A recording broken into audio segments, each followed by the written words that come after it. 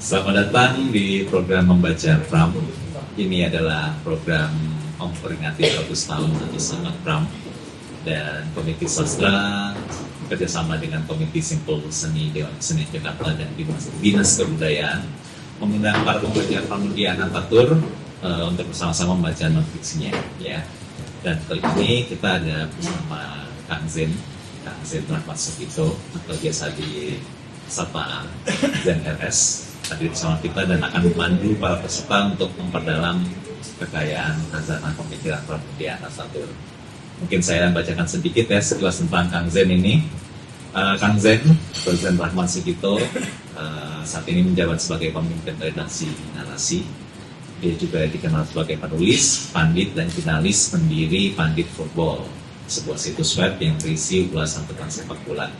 Zen RS menampak dirinya sebagai penulis yang tergabung dalam LPM Ekspresi di UNY dan pernah pula menggawangi portal media sebagai editor di tirto.id.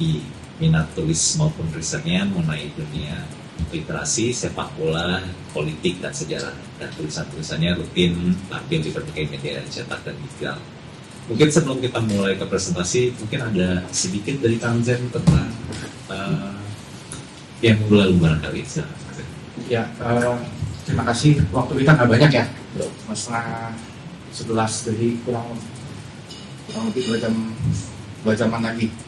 Teman-teman, kalau kita perhatikan presentasi yang kemarin, salah satu pola yang agak umum menonjol adalah teman-teman ini relatif cukup punya waktu dan tenaga untuk mempelajari konsep-konsep yang mau dipakai untuk menggeledah karya-karyanya Pram. Tetapi karya-karya Pramnya sendiri tidak nampak, tidak terlalu muncul. Saya belum baca yang Ellen ya, tapi yang tentang Jalan Raya Pos saya udah baca karena udah di-share, dan polanya juga agak muncul tuh. Kutipan-kutipan langsung tentang Pram juga sangat sedikit, dan itu menjadi satu pola umum sejauh 2 karya yang sudah dipresentasikan dan 1 karya yang sudah saya baca. Kalau Ellen saya belum baca. Saya pikir ini bukan karena teman-teman tidak membaca dengan cermat Pram, tapi kayak semacam ada dorongan untuk menjelaskan Pramudia Anantatur itu dengan menggunakan pisau analisis dari luar, dan itu oke-oke aja, oke banget sebetulnya. Tetapi saya khawatir itu menyita waktu dan tenaga teman-teman, sehingga belum sampai di level pisau analisis itu dipakai dengan sangat sungguh-sungguh untuk menggeledah dan membedah karya-karya Pram itu sendiri. Padahal kan konsep-konsep itu dipakai atau dipelajari justru untuk membuat kita lebih mengerti dan kita lebih paham Pram ini lagi ngomongin apa sih, konteks Pram menulis A itu apa, konteks Pram ketika ngomongnya B itu apa. Ini catatan pertama yang mau saya sampaikan. Catatan kedua yang mungkin mau saya sampaikan, karena kita memang relatif nggak intens ngobrol dan berdiskusi sebelum teman-teman presentasi, saya merasa teman-teman nggak perlu berkecil hati dengan apapun dinamika yang terjadi selama presentasi dan diskusi di dalamnya. Masih ada cukup waktu setelah presentasi untuk revisi, untuk memperbaiki, untuk menambah referensi kalau diperlukan, menambah data, menambah daftar pustaka yang dibutuhkan. Presentasi hari ini atau presentasi tiap Jumat yang akan kita lakukan itu sama sekali bukan ujung. Ini justru kayak tempat transit untuk kemudian teman-teman manfaatkan waktu setelah presentasi ini untuk melakukan penajaman, perbaikan, sehingga manakala nanti dipublikasikan, karya teman-teman akan jauh lebih solid, jauh lebih kokoh, dan jauh lebih patut ya untuk diterbitkan gitu. Masih ada cukup waktu. Sekali lagi ini cuma transit doang. Please jangan berhenti, jangan merasa puas, jangan merasa cukup gitu. Ada banyak hal yang masih bisa kita perbaiki dalam beberapa waktu ke depan sebelum naskah ini benar-benar nanti disunting oleh editor yang ditentukan oleh komite dan dipublikasikan dalam bentuk buku yang sudah dicetak. Kan sayangnya buku dicetakkan Bang mohon dong. Jadi kita usahakan itu sebaik mungkin. Kira-kira gitu. Baik, terima kasih Kang Zen. Untuk mempersingkat waktu, mungkin kita akan langsung ke presentasi ya. Hari ini ada 2 presentasi. Yang pertama dari Mbak Ellen Yunis dan Yulans. Yes, Saya orang Indonesia. Iya. Dan kedua dari Mas Nur Fadilah Yusuf. Kita langsung dulu ke presentasi pertama. Sebelum itu saya akan membacakan sedikit tentang Mbak Ellen. Mbak Ellen Yulance, ya, merupakan orang awam dengan latar belakang keilmuan pendidikan, dan sejak kecil Mbak Ellen menyukai buku dan film. Penciptaannya pada hal-hal tersebut membuat Ellen secara aktif menulis dan menerbitkan diantaranya menjadi buku kumpulan puisi berjudul Aman dan Saatnya Menjadi Bangsa yang Tangguh. Judul paparannya adalah Pram dan Perempuan Melawan Subordinasi. Kita langsung aja ke Mbak Ellen, ada waktu 20 menit. Saya presentasinya berdiri atau duduk? Silakan, bebas. Senyamannya aja. Iya. Oh, baiklah, saya duduk aja deh. Selamat pagi semuanya, selamat pagi Kang. Ya. Saat ini saya akan mempresentasikan sebenarnya draft tulisan. Saya belum menulis sama sekali, dan bahkan buku terakhir yang saya gunakan di dalam tulisan ini pun masih ongoing saya baca. Tinggal 3 atau 4 halaman terakhir. Judul dari tulisan yang akan saya tulis adalah Pram dan Perempuan Melawan Subordinasi. Kita berangkat dari KBBI dulu. Subordinasi itu boleh diartikan sebagai kedudukan bawahan, biasanya digunakan di dalam kemiliteran. Sebenarnya ada satu lagi artian, itu lebih kepada kata penghubung antar kalimat lah, seperti itu. Jadi saya tidak ambil. Nah, biasanya subordinasi ini akan mengalami suatu perlawanan. Perlawanannya boleh dibilang ya emansipasi, karena saya menggunakan tokohnya adalah tokoh-tokoh perempuan. Emansipasi sendiri berarti bahwa terjadinya pembebasan dari perbudakan atau persamaan hak dalam berbagai aspek kehidupan masyarakat, seperti persamaan hak kaum wanita dengan kaum pria, dan dicontohkan saat ini adalah tokoh wanita Indonesia yang melakukan emansipasi.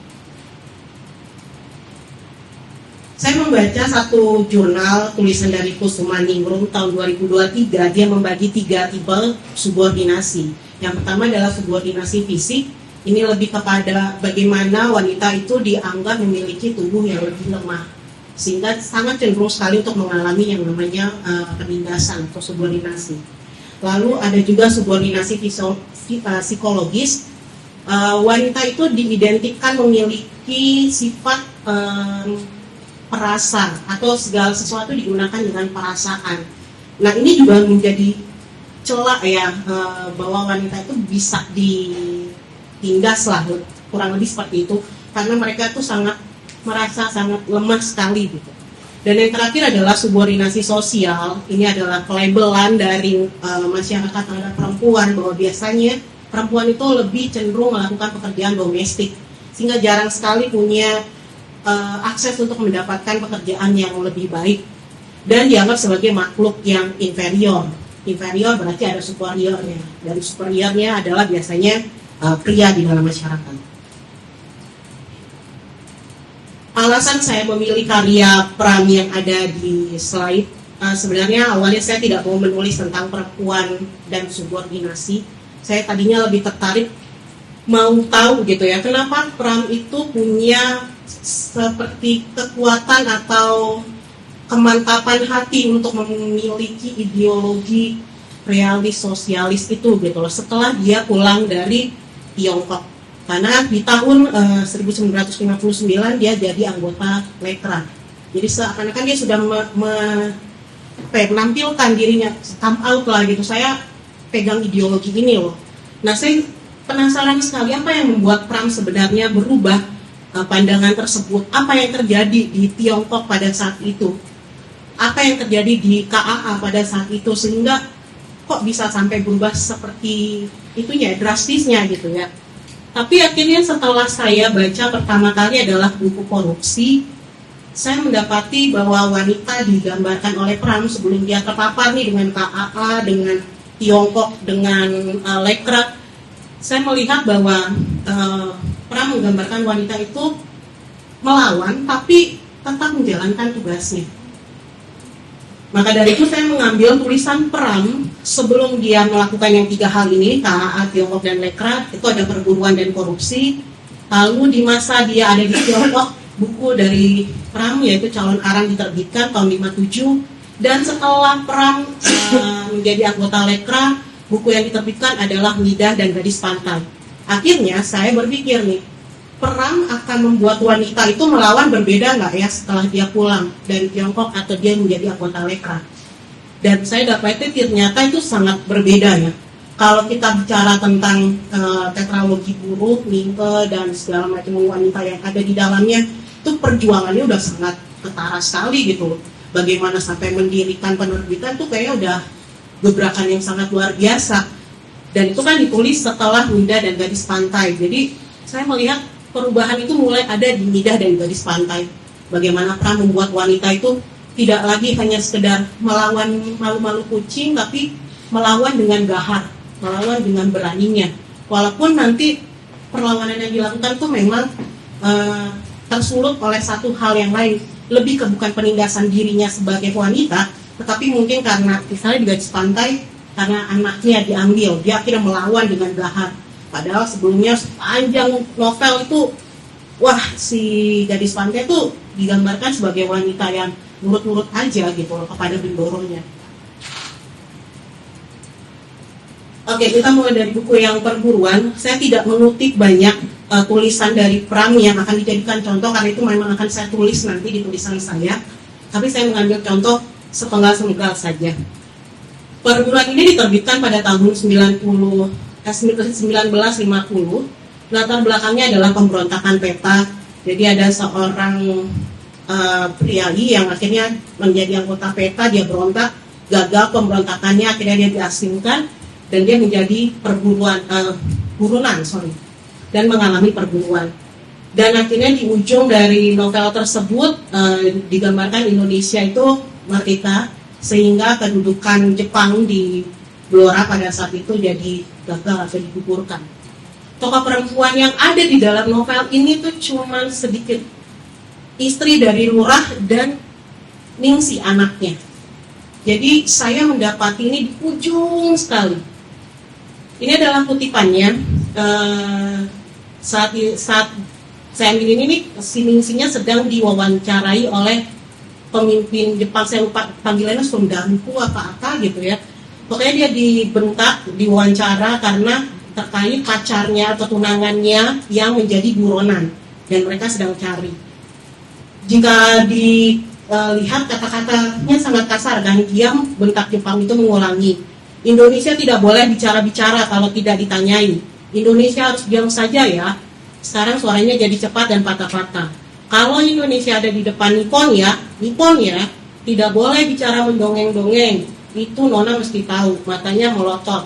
Lalu ada lagi hinaannya, Indonesia tidak bagus, Indonesia mesti belajar diam dan tutup mulut ya. Mengerti, Nona sudah mengerti. Nah, di sini ada perlawanan dari Ningsi.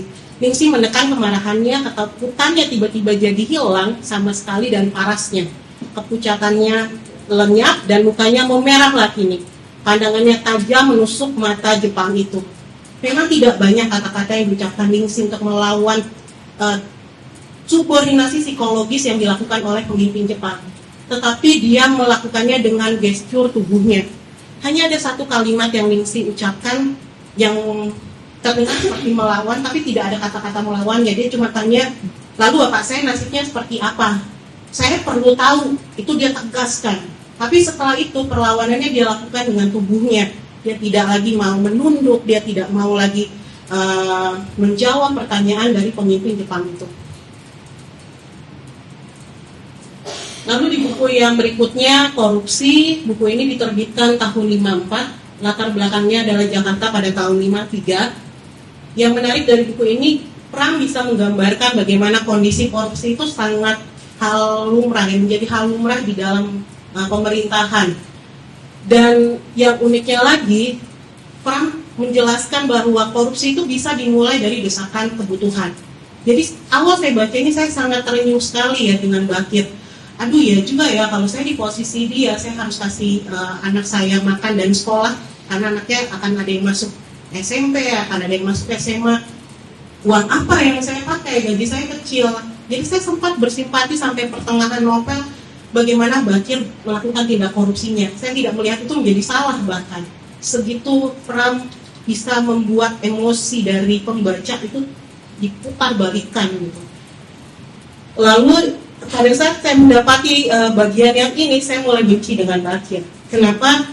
Karena istri Bakir, tokoh perempuan dalam novel ini, yaitu Mariam, dia sebenarnya hanya seorang ibu rumah tangga yang sepenuh waktunya dia pakai buat melayani keluarga. Tapi pelayanannya itu ternyata masih dianggap kurang oleh Bakir, suaminya. Saat Bakir sudah punya rencana untuk korupsi, sebagai seorang istri, dia menyampaikan pendapatnya. Walaupun di sini digambarkan perempuan di tahun 50-an ini harus manut, harus diem-diem aja, harus nurut-nurut aja. Kalau suami berkata apa, oke. Kalau suami berkata apa lagi, iya. Tapi akhirnya dia mencoba mengutarakan pendapatnya bahwa korupsi ini nggak baik. Bukan cuma kamu yang akan rusak, tapi kita satu keluarga pun akan rusak dengan korupsi ini. Karena kebetulan di tahun itu berita tentang korupsi itu masif sekali di media massa, sehingga si istri ini takut sekali kalau misalnya anak-anaknya nanti menderita malu. Pada saat dia mengutarakan pendapatnya, tetapi yang dia dapatkan ini sangat luar biasa. Baru sekali dalam seumur hidup ini tanganku melayang dan menempelkan pipinya. Ia tergelincir dari ranjang dan jatuh di lantai. Waktu ia merangkak bangun, kulihat dari mulutnya keluar darah. Bakir setelah menampar istrinya, dia akan bangkitkan istrinya, bangunin, minta maaf, enggak. Ada penindas, ada subordinasi fisik di sini. Dan emosi Bakir yang luar biasa itu tidak dia lampiaskan dengan baik. Sudah dilampiaskan dengan kekerasan pun dia tidak meminta maaf kepada istrinya. Pergi kemana? Ke Sutijah. Di sini Pram tidak hanya menggambarkan wanita yang menurut-menurut saja, tetapi juga Pram membuat wanita itu menjadi objek seks. Ini unik sih. Wow, bagaimana Pram bisa membuat Sutijah itu seperti kalau saya sering dengar teman-teman saya di tongkrongan bilang itu cewek payudaranya begini segala macam, itu Pram tulis seperti itu. Jadi luar biasa juga ya, ternyata bisa juga dia menuliskan wanita itu seperti objek seks. Karena Sutijah ini adalah wanita ideal versinya Bakir. Wanita yang akan selalu manut-manut, nggak akan ngelawan, punya tubuh yang molek, lebih muda. Jadi Bakir sangat menjadikan Sutijah sebagai pelarian dari segala macam yang terjadi di dalam hidupnya. Berikutnya adalah Midah, si manis bergigi emas. Tahun diterbitkannya tahun 54. Latarnya adalah Jakarta pada tahun 50-an. Tokohnya, tokoh perempuan yang mengalami subordinasi adalah Midah. Midah ini sebenarnya adalah seorang gadis yang berasal dari keluarga lumayan, tidak miskin tapi tidak juga terlalu kaya, tetapi dia punya idealisme yang sangat kuat tentang dirinya sendiri. Jadi dia merasa bahwa saya harus bebas secara pemikiran, saya harus bebas secara pribadi. Nah, kebebasan itu dia tuntut dari orang tuanya setelah melarangnya mendengarkan lagu keroncong. Dan tindakan perlawanan yang dia lakukan terhadap keluarganya adalah dia pergi dari rumah. Tapi perginya ini setelah dia dinikahkan dulu ya dengan seorang apa ya bilangnya ya, Pak Haji yang punya banyak istri gitu loh di kampungnya di Cibatok. Jadi perlawanan yang dilakukan, wah saya nggak mau nih menjadi istri yang kesekian-sekian dari seorang pria. Saya berontak, saya lari. Dengan kondisi mengandung dia pergi, lalu dia ikut suatu keroncong keliling. Dan di keroncong keliling ini dia juga mengalami lagi subordinasi, dan subordinasinya adalah subordinasi fisik. Dia coba diperkosa oleh Mimin Kurus. Mimin Kurus ini tuh kayak admin di dalam keroncong tersebut. Bagaimana gelapnya bisa kebayang, ini terjadinya ya, terjadi kejadian ini tuh di dalam satu ruangan dan disaksikan sama anggota keroncong. Jadi anggota keroncong membiarkan seorang wanita itu diperkosa ibarat kata ya oleh seorang pria.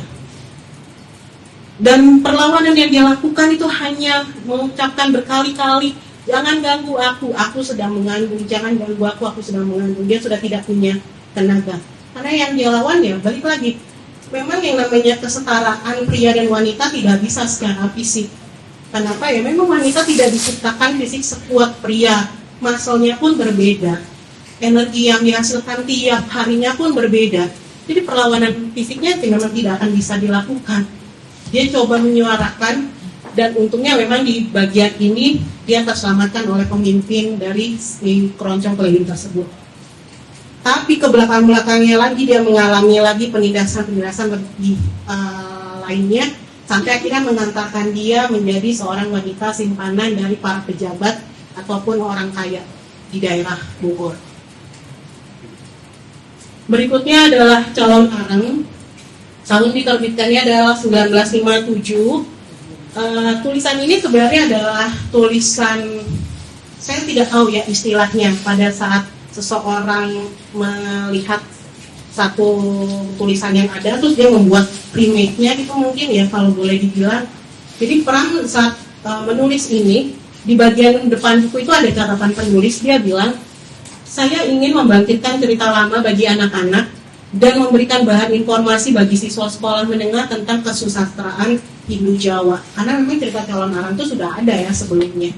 Tetapi Pram menulis kembali, dan saya baru tahu kalau ternyata saat Pram menulis Calon Arang ini, dia mendapatkan seruan dari para feminis yang ada di Indonesia, karena menggambarkan Calon Arang segitu gaharnya, membunuh dengan segitu luar biasanya, terus murid-muridnya bermandikan darah dari orang-orang yang dibunuh. Jadi seakan-akan kayaknya wanita itu luar biasa kejam. Kalau saya melihatnya ya memang itu yang mau Pram sampaikan. Ini kan tulisan sudah setelah Pram pulang dari Tiongkok. Tidak lagi hanya laki-laki yang bisa lakukan hal itu. Saya juga bisa gambarkan wanita seperti itu. Saya mendapatnya seperti itu ya, karena saya nggak bisa lagi bicara dengan Pram langsung. Tapi saya mendapatkan gambaran bahwa wanita pun sebenarnya kalau sudah di dalam satu titik tertentu bisa lebih ganas, lebih gahar dari pria. Karena memang Calon Arang ini sangat kuat sekali. Di ujung kita baru mendapati kekalahannya. Sepanjang novel itu kita akan lihat bagaimana dia berulang kali minta sama Dewi Durga untuk merestui dia membunuh lebih banyak lagi, Kutipannya bukan Calon Arangnya. Saya juga melihat ada Wedawati, anak dari Empu Barada, yang mengalami subordinasi psikologis bukan oleh pria, tetapi oleh wanita, ibu tirinya sendiri. Setelah selesai menjemur, ia hendak mandi, tetapi tiba-tiba ditahan ibu tirinya. Ia maki-maki karena tak tahu kesalahan dirinya. Ia pun bertanya, apa salah hamba ibu? Tetapi ibu tirinya tak mau peduli, terus saja memakinya. Akhirnya Wedawati diusir dari asrama. Tindakan yang dia lakukan sebagai perlawanan adalah dia tidak lagi pernah kembali ke Lembah Tulis. Dia menetap di samping kuburan ibunya dan menjadi wanita pertama di sana. Ini adalah novel terakhir yang saya gunakan sebagai referensi. Gadis Pantai, tahun terbitnya tahun 1962 sampai 1965, karena sebenarnya ini harusnya cerita bersambung, tetapi yang lain-lainnya tidak bisa lagi didapati kontennya atau isinya. Jadi yang tersisa hanya Gadis Pantai yang bisa kita nikmati sekarang. Latarnya adalah Rembang, Jawa Tengah pada zaman Hindia Belanda. Dan tokoh perempuan yang mengalami subordinasi di sana ada pelayan wanita tua. Ini pelayan dari si Gadis Pantai. Pertama kali dia masuk ke dalam rumah Bendoro. Lalu Gadis Pantai itu sendiri dan Marginah. Yang saya ambil kutipan di sini adalah subordinasi yang terjadi pada pelayan wanita tua oleh Bendoro. Sebenarnya waktu itu si wanita tua ini hanya ingin membantu Gadis Pantai yang duitnya diambil oleh Agus-Agus atau kemenakan dari si Bendoro. Tetapi tindakannya tersebut akhirnya membuat dia diusir dari rumah Bendoro. Dan yang saya sangat suka sekali adalah siapa ajari kau berbuat begitu. Pengalaman dan perasaan seumur hidup inilah Bendoro. Jadi kesusahan seumur hidup itu bisa membuat keberanian muncul untuk melakukan perlawanan. Presentasi saya sampai di sini. Jika ada masukan, saya sangat berterima kasih sekali supaya bisa membantu saya menulis nantinya. Terima kasih. Baik, terima kasih. Kita beri tepuk tangan dulu. Kita akan membuka sesi tanya jawab nih, 5 sampai 10 menit. Mungkin pada para peserta yang ingin bertanya, dipersilahkan terkait presentasi kali ini. Ada? Oke. Silakan. Saya Minato, saya tertarik sama isunya karena itu saya datang ke sini. Kalau boleh bisa dirangkum gitu ya, ketika bicara soal perempuan dengan subordinasi ini, apakah akan menghasilkan satu simpulan di mana berdasarkan karya-karya tersebut yang telah dibaca, perlawanannya pada tingkat apa, resistennya pada tingkat apa, apakah kemudian hanya sekedar pada tingkat kesadarannya kah, atau sampai pada tingkat yang radikal gitu, membebaskan tubuh seperti itu. Terima kasih. Oke, terima kasih. Mungkin langsung dijawab dulu kali ya? Atau mau di... Oh nggak apa-apa, mau jawab langsung jawab dulu ya? boleh. Oke ya, silakan. Beberapa memang hanya terucap dari kata ataupun hanya bentuk gestur tubuhnya ya kayak Ningsih. Tetapi beberapa yang lain itu sangat frontal sekali, sampai ada yang pergi tinggalin tempat tinggalnya, rumahnya kayak Wida atau kayak Godawati, ataupun kayak gadis pantai, dia meronta-ronta saat anaknya diambil, dipukul, didorong sampai terjatuh, tapi dia masih juga melawan. Jadi memang beberapa perlawanan ada yang hanya bisa dilakukan dengan tubuhnya karena mungkin masih ada rasa ketakutan, tetapi pada saat ketakutan itu sudah hasil dari pengalaman penindasan yang sangat lama dan mendalam, biasanya akan muncul dengan tindakan. Kayak calon Arab, dia sangat geram sekali dan akhirnya membunuh itu karena sudah berkali-kali diejek sama warga, anaknya kok nggak nikah, anaknya kok nggak ada yang mau gitu. Terima Oke, kasih. baik, terima kasih. Pertanyaan berikutnya? Oke. Oh, ya. Terima kasih, saya Fajila. Jadi kan tadi ada pemaparan di Mbak Ellen ya sebelum presentasinya bahwa ada periode karya yang sebelum terpapar gitu ya, sebelum Tiongkok, sebelum mereka dan sebelumnya. Jadi kan semua yang dibahas ini dari 1950 ya sampai 1964. Sebenarnya yang saya tertarik untuk melihat posisi Pram ini dari penulis-penulis lainnya pada periode saat itu, apakah karya-karya Pram ini adalah suatu hal yang artinya melawan zaman, itu dia sudah muncul pemikiran yang baru bahwa perempuan ini melawan, atau memang pada saat itu tonnya itu memang ada ya selain Pram. Kemudian bagaimana inspirasi dari Pramudi sendiri, apakah dia ada suatu pengalaman dalam hidupnya gitu ya, dalam pengalaman di sekitar dia, kalau kita melihat sastra dalam konteks sosial, apakah dalam Pram itu pada saat dia menulis itu domisilinya di mana gitu, karena kan ada cerita yang di Lembang, ada yang cerita di Jakarta. Artinya begini, mungkin aja sih dia melihat, oh di Jakarta pada periode ini saya di Pasar Senen gitu ya misalnya, ada loh perempuan yang profesinya ini dan dia melawan, dan itu akhirnya dijadikan sebagai sumber inspirasi dalam penulisan novelnya. Apakah dalam penelitian Mbak Ellen menemukan ada yang sudah membahas latar belakang Pram dalam karya-karya ini, jadi dilihatnya lebih luas gitu, bukan cuma konteks dalam kutipan-kutipan dari novel itu. Terima kasih. Oke, terima kasih Mbak. Sebelumnya saya harus akui PowerPoint-nya aja baru jadi jam 2 pagi tadi.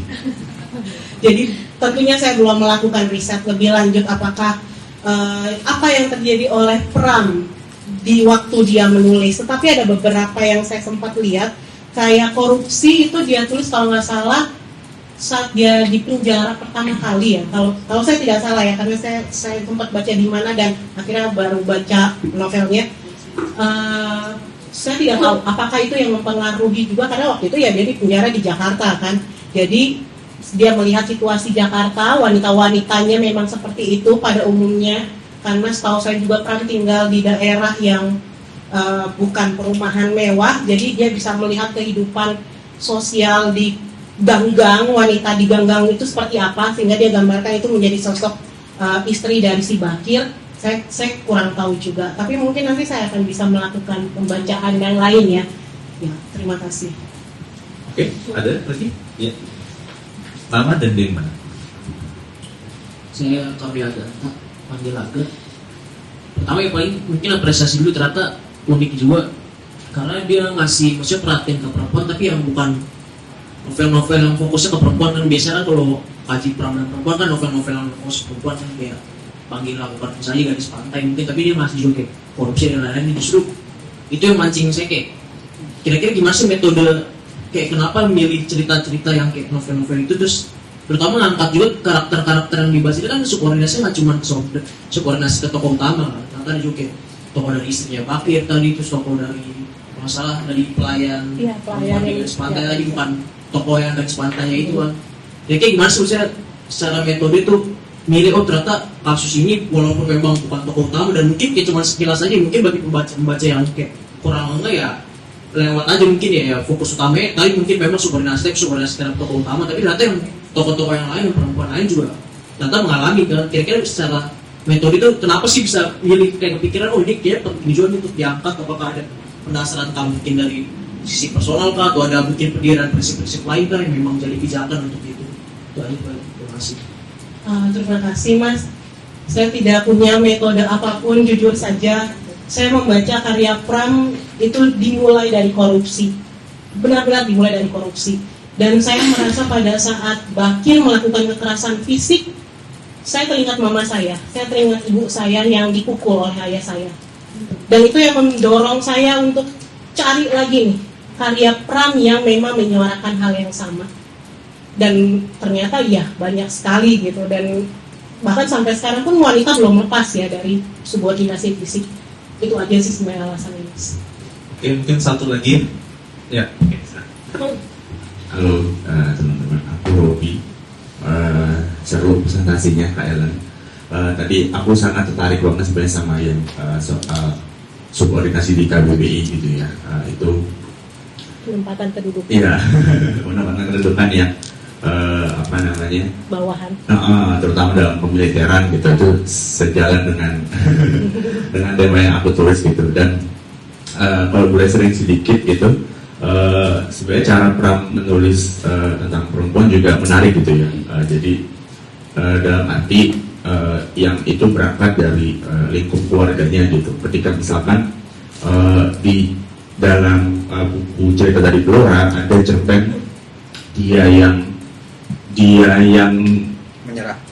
dia yang menyerah, lalu juga ada hadiah kawin gitu semisal. Nah, di dalam dia yang menyerah itu tokoh Sri, dia apa ya katakanlah, dia selamat dalam tanda petik ketika situasi di Blora gitu katakanlah dikepung oleh apa ya peristiwa politis gitu ya, ada tentara merah, ada orang-orang pragmatis gitu, lalu juga ada nasionalis gitu yang saling bunuh dan saling tikam gitu. Tapi si Sri ini dia juga melawan dengan kelogoannya gitu. Jadi dia selamat dari gejolak politik itu gitu. Si Sri ini menarik begitu. Terus yang juga menarik adalah di hadiah kawin semisal di dalam nyanyi seorang bisu, Pram mengakui ada dalam esainya Permenungan dan Pengagungan.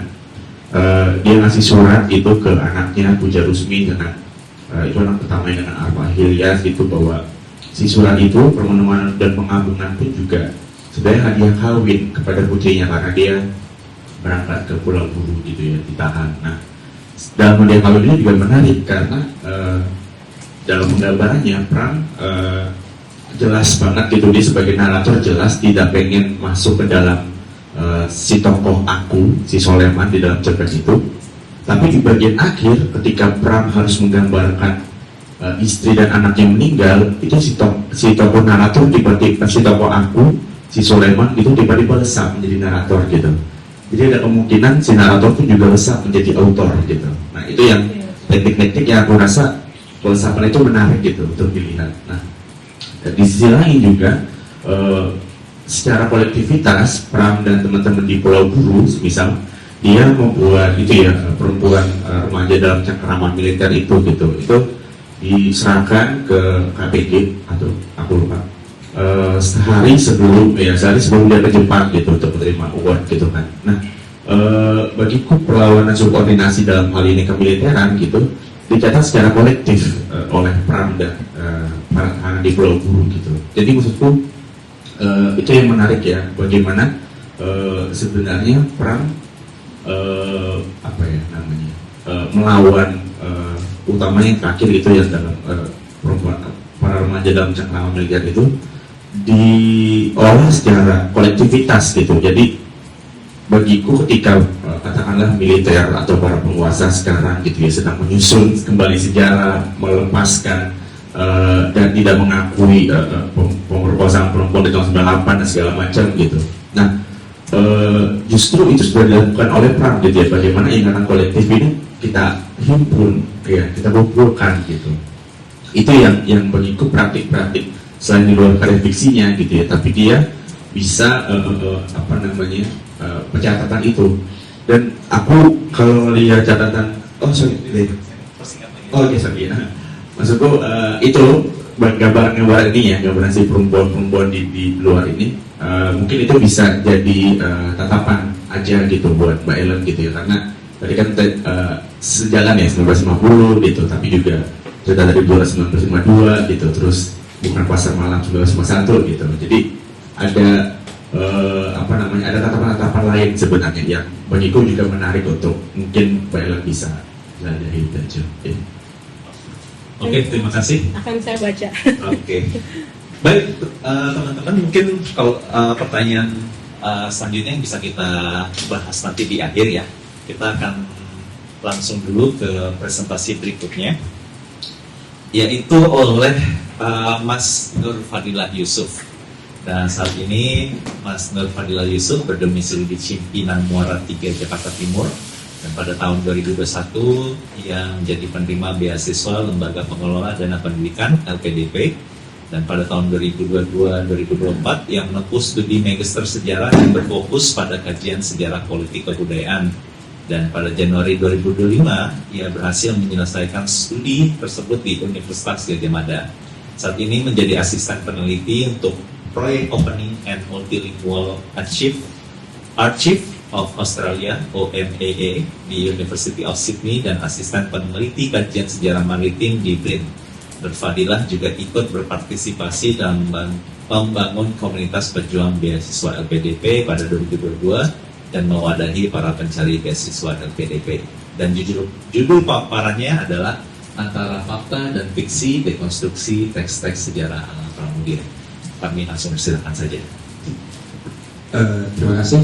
Ini saya mengambil judul ini karena salah satu novel dari Pramudia sendiri yang tentang Jalan Raya Pos, Jalan Daendels ini juga menggunakan ada cerita-cerita sejarah, ada ingatan-ingatan masa lalunya Pram di sepanjang Jalan Blora dan Rembang itu dia ceritakan, dan juga ada beberapa fakta-fakta yang kemudian mungkin pada masa itu mitos atau cerita-cerita tentang jalan pos pada sebelum novel ini diterbitkan di tahun 2005 itu, Pram sendiri mungkin juga banyak sejarawan yang tidak banyak mengungkap bahwa jalan pos ini sebenarnya dibangun tidak sepanjang 1000 km, dan Pram juga menyebut di dalam novel ini bahwa jalan pos itu adalah salah satu bentuk genosida terbesar yang pernah terjadi di masa silam setelah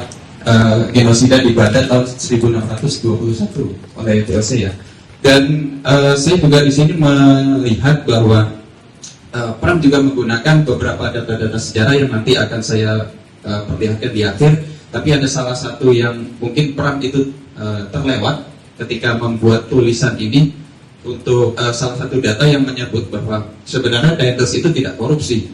Dan saya ingat beberapa bulan lalu ketika salah satu konten kreator membuka bahwa sebenarnya Daendels ini tidak meraup keuntungan dari jalan pos itu sendiri, dan dokumen-dokumen itu dibuka dalam plakat book yang dipaparkan oleh salah satu konten kreator bahwa jangan-jangan uang yang untuk dibayarkan kepada pekerja jalan pos itu diambil oleh para pejabat yang kemudian diintegrasikan menjadi pegawai pemerintah.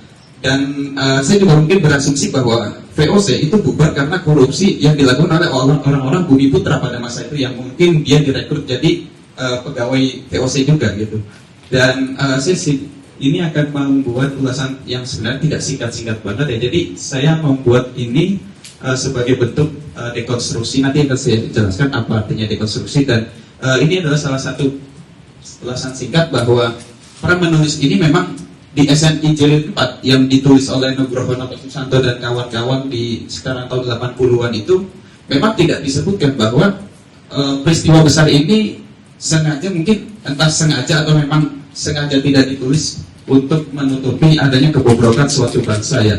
Dan Pram ini berani menulis ini karena mungkin juga bukan pada masa Orde Baru ia menerbitkan buku ini dan menjadi temuan terbaru. Dan pada setelah novel ini terbit juga beberapa sejarawan seperti Joko Marihandono itu juga membuka bahwa ada satu fakta menarik bahwa dari Jalan Pos itu sendiri memang dilakukan adanya korupsi yang dilakukan oleh para pejabat-pejabat Bumi Putra pada masa itu, karena dan juga sudah menganggarkan anggaran berupa uang sebesar 30.000 ringgit yang itu nanti akan dibagikan untuk para pekerjanya.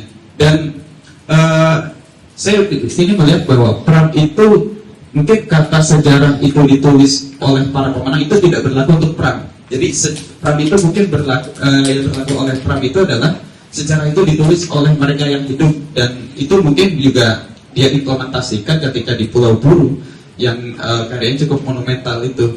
Dan pada akhirnya Pram menjadi sejarawan tidak resmi ya, yang kemudian berpihak pada rakyat kecil dan mengkritik sistem-sistem birokrasi negara yang mungkin itu juga menjadi salah satu implementasi dari idealisme sosialis yang ia anut selama ini kan gitu. Dan ini saya buktikan juga di SNI memang tidak tertulis di sini juga untuk periode Dendels memang tidak ada gitu, tidak tentang Jalan Pos ini tidak disebutkan di SNI Jilid 4 itu di sekitar halaman 51 sampai 57 ini juga tidak disebutkan.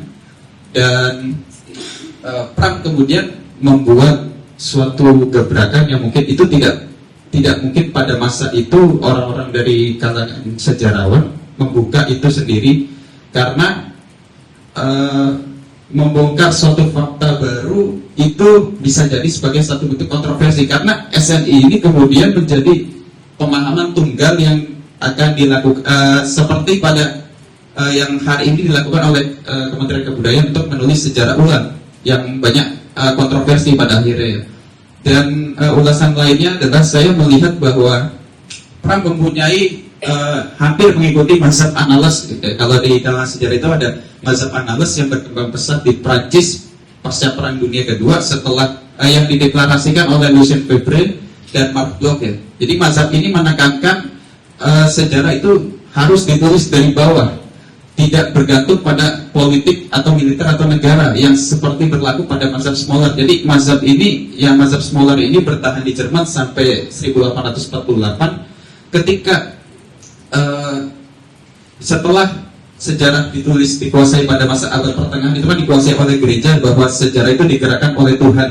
Dan ini adalah sisa-sisa dari Renaissance, dan kemudian mazhab Annales menjadi salah satu mazhab yang terbarukan mungkin sampai hari ini, bahwa sejarah itu memang harus ditulis dari bawah. Dan Pram ini menggunakan saya rasa Pram menggunakan pendekatan ini untuk membuat novel Jalan Pos. Kemudian juga saya berasumsi bahwa Pram mengkritik apa yang dikonsepsikan oleh Leopold von Ranke dari Jerman bahwa dokumen history. Tapi Pram juga mengungkapkan bahwa ada analisa berpikirnya dia, pendekatan intuitifnya bahwa sejarah itu memang tidak harus bersifat formal karena bisa disampaikan dalam bentuk fiksi. Dan ini kemudian menjadi salah satu yang ada perdebatan di kalangan sejarawan pada masa itu, ketika Kunto Wijoyo mengatakan bahwa sejarah itu bukan sastra karena dia berdasarkan pada imajinasi penulis yang tidak berangkat dari realitas sosialnya. Tapi itu kemudian dibantah oleh beberapa sejarawan setelahnya, dan pada akhirnya itu tidak berlaku lagi karena pengaruh Kunto Wijoyo mungkin sampai pada tahun 2000-an mengenai sejarah bukan sastra itu masih sangat kuat.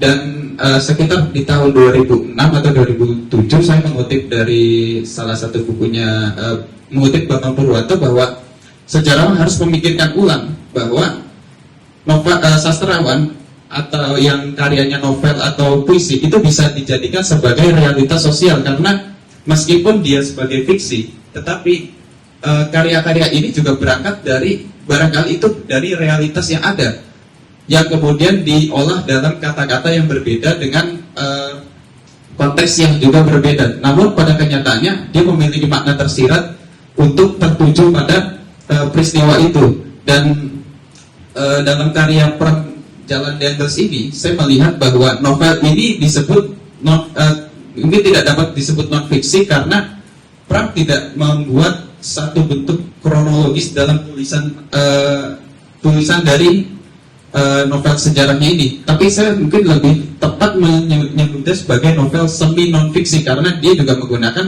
data-data sejarah yang terbit pada zaman itu, dan juga mungkin dari tulisannya yang terlalu melebar itu menyebabkan tulisannya menjadi fiksi ya. Dan inti terpenting dari Pram adalah berusaha membantah tentang memori kolektif yang berkembang tentang Jalan Raya Pos yang katanya Dangles sebagai pemimpin otoriter, dan padahal di balik itu ada sisi-sisi lain dari Jalan Raya Pos yang dibangun. Dan ini salah satu tadi saya sebutkan. Dan ini saya ilustrasikan satu gambar ini ketika temuan dari novel Pram itu, ketika dia mengimplementasikan bahwa Orde Baru itu memiliki kesamaan dengan sistem kenegaraan di Hindia Belanda, dan dari sisi militer dia mengikuti masa Jepang karena ini terlihat bagaimana militer itu ditempatkan di berbagai tingkatan, mulai dari tingkat pusat sampai barangkali tingkat RT dan RW. Dan Pram juga melihat bahwa birokrasi yang dibangun Orde Baru ini tidak jauh berbeda, sehingga memungkinkan adanya korupsi yang sama ketika Dangles membangun Jalan Pos itu sendiri. Dan dari pencabutan hak politik, perbudakan, ini kemudian dilakukan oleh negara untuk menyingkirkan lawan-lawan politiknya. Dan itu juga berlaku ketika Dangles mengintegrasikan raja-raja lokal untuk membuat menyukseskan Jalan Raya Pos yang dibangun oleh Dangles ini agar agar bisa sampai yang katanya 1000 km itu. Dan salah satu perbandingan dari sini adalah saya menemukan suatu, nah ini adalah salah satu data ya, ini yang kemudian tidak diungkap oleh Pram di plakat buku ini. Dan ini adalah fiksi lukisan dari karya Raden Saleh ya, saya kutip juga. Jadi di lingkaran merah itu bukan penampakan, tapi itu lebih ke Jalan Pos yang ada pekerja-pekerjanya dalam sisi kecil itu ya. Dan ini plakat bu itu adalah rincian anggaran yang diberikan oleh Dangles untuk orang-orang yang bekerja. Dan Dangles juga sudah memberikan uang untuk para pemimpin lokal, para abdi dalam, para tumenggung, sampai kepada para mandor, agar mereka benar-benar bekerja dengan tepat gitu.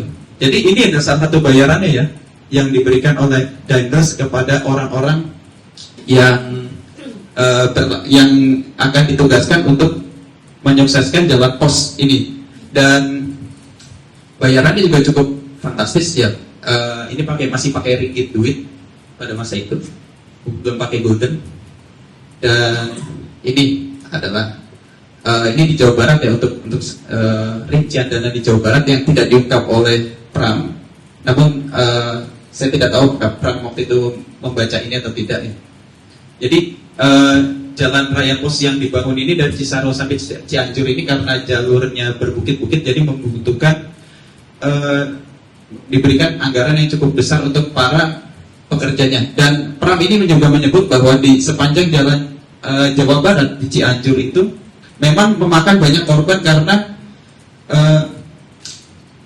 dia harus menggunakan bom, harus membelah bukit yang pada masa itu alat-alatnya mungkin tidak secanggih sekarang, tapi juga ketika menggunakan bom itu kemudian juga mengenai para pekerjanya sendiri, sehingga Pram menyebutnya bahwa Jalan Pos yang masuk ke Jawa Barat itu adalah salah satu tragedi besar kemanusiaan yang menggunakan yang akhirnya banyak membunuh para pekerja. Dan berbeda ketika Jalan Pos dari Cirebon sampai Surabaya itu memang tidak banyak korban berjatuhan karena jalannya itu sudah ada, dan para pekerja pada masa itu hanya untuk melebarkannya saja. Jadi kasus terbesar memang ada di Jawa Barat, dan ini memang Pram menyebutnya, tapi tidak disebutkan oleh Pram berapa jumlah korbannya pada masa itu.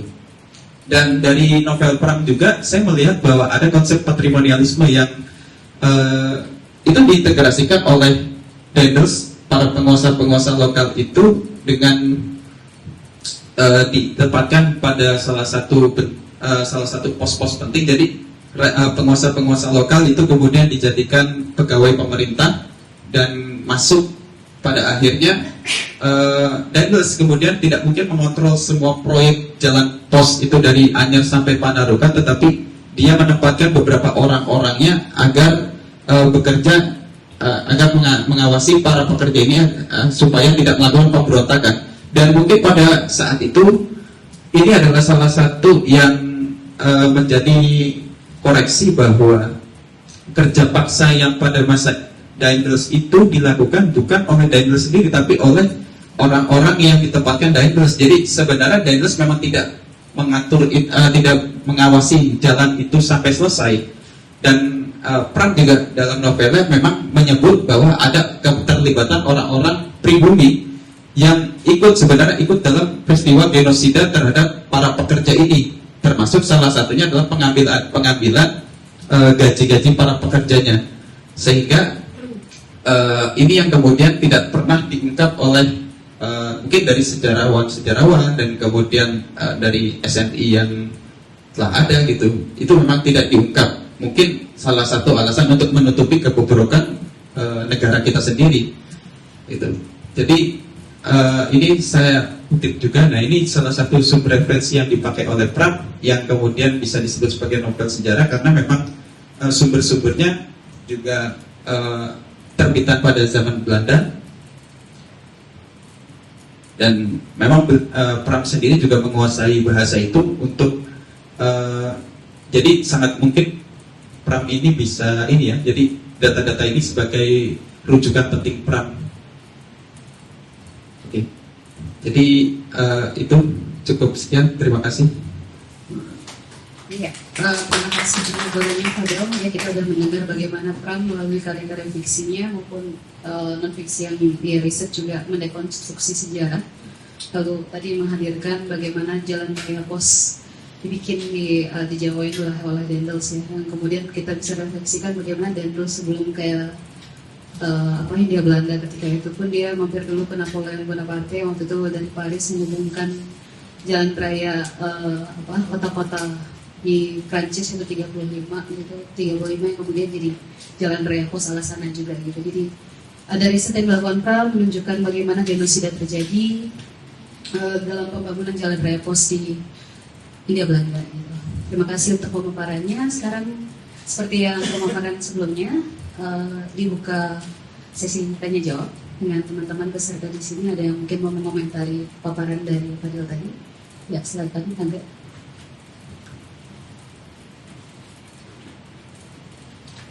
Oke, sebelumnya pas milih berita saya juga pengen milih sebenarnya teks-teks sejarah repos ini, tapi kebetulan memang karena belum pernah baca kan. Terus yang saya biasa ini kan kerja paksa kan, konteks kerja paksa. Terus yang bikin saya merasa ya kira-kira gimana sih Pramudia ini kayak ngebedah nasib pekerja, apalagi kan selama ini kan kiri kan identiknya dengan pekerja, tapi kalau kita lihat karya-karya kayak Pram mungkin ya agak jarang juga tuh diulas gimana sih sudah dipandang Pram soal kayak mungkin politik buruh, pekerja dan lain-lain. Terus dia saya pengen bahas ini, tapi saya pas di ini kan jadi saya pengen perasaan menurut pembacaan dari Mas Fadil ini sendiri kayak gimana sih Pram ini kayak ngebungkus nasib pekerja itu kan, apakah benar-benar kayak mungkin sebagai patokan mungkin kayak beberapa yang memang fokus kayak gimana penderitaan pekerjaannya, terus benar-benar kayak kan tadi udah seperti ujung kayak upahnya nggak nyampe, terus nabung juga. Apakah itu benar-benar jadi titik sentral kah, atau memang mungkin cuma sekilas lewat aja menurut pembacaan dari Fadil dan karya ini? Sama kayak jangan-jangan ya itu tadi sebenarnya saya juga mikir jangan-jangan ketimbang kita mikirin jalan raya pos ini dalam dikotomi antara kepentingan pemerintah dengan kepentingan kolonial, jangan-jangan kita perlu juga kayak ngeliat ini dari kepentingan pas pekerja sendiri, jangan-jangan kan. Jadi mungkin Pram juga kayak nggak mikirnya tuh bodo amat mau ini rusak reputasi nasional, reputasi kolonial, ya bodo amat, yang penting nasib kelas pekerja terungkap. Jangan-jangan mungkin itulah yang kayak perlu diungkapin juga. Jadi maksudnya kayak penasaran ini, jadi kayak gimana sih Pram memposisikan pekerjanya itu, apalagi tadi kayak di lukisan kan ada pekerja juga, apakah sekecil itu memang digambarkan pekerja di kerja paksa pembentukan jalan raya pos ini oleh Pram itu sendiri, atau jangan Pram ternyata pengen ada upaya juga sebenarnya mengatur biar peran pekerjanya kelihatan juga, terutama ya kayak menuntut sebenarnya mereka ini perlakuan tidak adil, entah tidak adil oleh siapa ya persetan mesti siapa ya, udah yang penting diungkapkan dulu ketidakadilannya yang udah. Jadi keberpihakannya bukan keberpihakan kepada elit-elit, entah elit kolonial, entah elit nasional, tapi ya keberpihakan pada kelas pekerja. Itu guys. Iya. Jadi saya melihat bahwa Pram ini membungkus kenapa dia ingin memunculkan narasi bahwa pekerja ini memang dipekerjakan secara paksa dengan ditempatkan beberapa orang-orang yang mungkin dipercaya Dendels untuk mengawasi para pekerja itu. Dan saya melihat di situ bahwa Pram memang dia ingin orang kecil ini juga masuk dalam historiografi, karena memang historiografi itu istilahnya sejarah itu identik dengan politik, yang sejarah adalah politik masa lalu. Dan saya melihat bahwa Pram sendiri ini membuat satu, mungkin dia ini pengen menjadi gerakan baru ya, dan mungkin dari implementasi dari realisme sosialis, kalau di kacamata sejarah dia adalah mazhab analis yang ingin berpihak pada rakyat kecil, tetapi memang Pram itu tidak membuka sebenarnya korbannya itu berapa. Dia hanya menyebut di sini ada korbannya cukup banyak, karena khususnya di Jawa Barat ya, karena alat-alat yang pada masa itu masih tradisional dipaksa untuk membelah bukit, untuk menembus gunung juga, sehingga seakan-akan ada fantasinya Pram untuk menulis bahwa ini adalah salah satu yang tidak terlihat dari sejarah, sehingga perlu ditulis dalam bentuk novel. Nah, hanya yang jadi permasalahan pada masa itu adalah novel ini tidak bisa dijadikan sebagai sumber penelitian sejarah, karena pada masa itu pengaruh pemikiran dari Kunto Wijoyo akan sejarah itu bukan sastra itu sangat kuat, sehingga novel sumber-sumber sastra itu terpinggirkan. Jadi acuan sejarah pada masa itu adalah arsip-arsip yang diproduksi oleh negara. Nah, itu menjadi Pram ingin menempatkan novel ini di antara fakta dan fiksi. Jadi kata-kata yang dibungkus berdasarkan dengan kata-kata yang pernah dia buat di karya-karya sebelumnya. Jadi ada semi faktanya, ada semi fiksinya. Meskipun memang tidak bisa disebut sebagai novel non fiksi, karena pembahasannya terlalu melebar dan tidak kronologis, sehingga menimbulkan anakronis. Tetapi kalau dilihat dari sumbernya tadi memang sumber-sumber rujukan kolonial, dan itu bisa disebut sebagai tulisan novel sejarah ya. Jadi seperti itu, Mas. Baik, ada yang bertanya lagi terkait topik ini?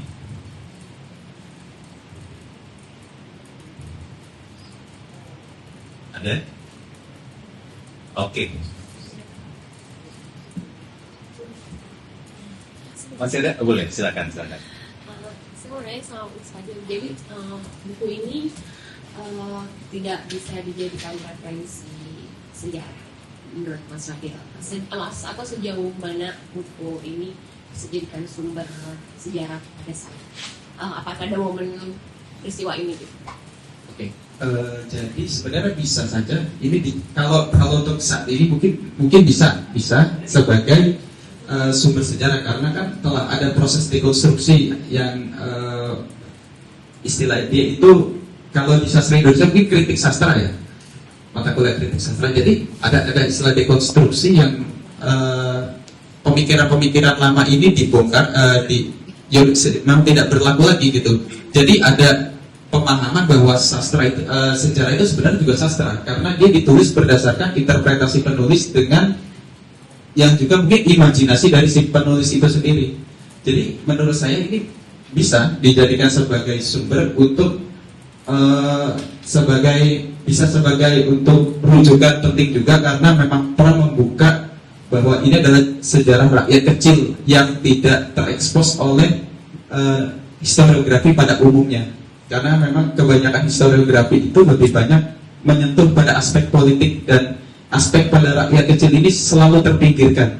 Tadi di SNI, baik SNI di jilid 2, 3 sampai ke 6 itu memang lebih banyak hal-hal politis, dan Pram membuat satu gebrakan baru yang disebut sebagai sejarah rakyat kecil, dan melalui novel Jalan Raya Pos, meskipun sebagai novel memang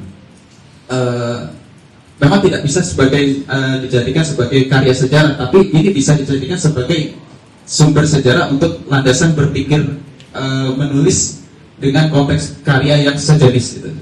Kira-kira fiksi sama faktanya berapa? 10%? Kalau fakta dan fiksi, saya kira, menurut saya, asumsi saya, fiksinya itu hanya 40%, karena dia banyak bercerita juga tentang Pulau Buru dan masa kecilnya, dan 60% memang dia ceritakan bagaimana orang-orang yang bekerja, diners, dan jalan pos itu dibangun gitu.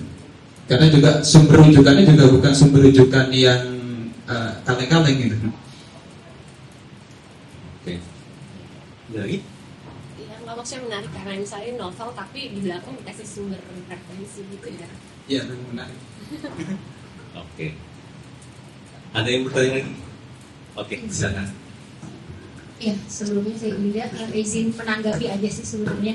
Tadi kan karena disinggung juga ya tentang bagaimana Pram itu mendekonstruksi gitu ya, atau kritik sastra lah bahasanya.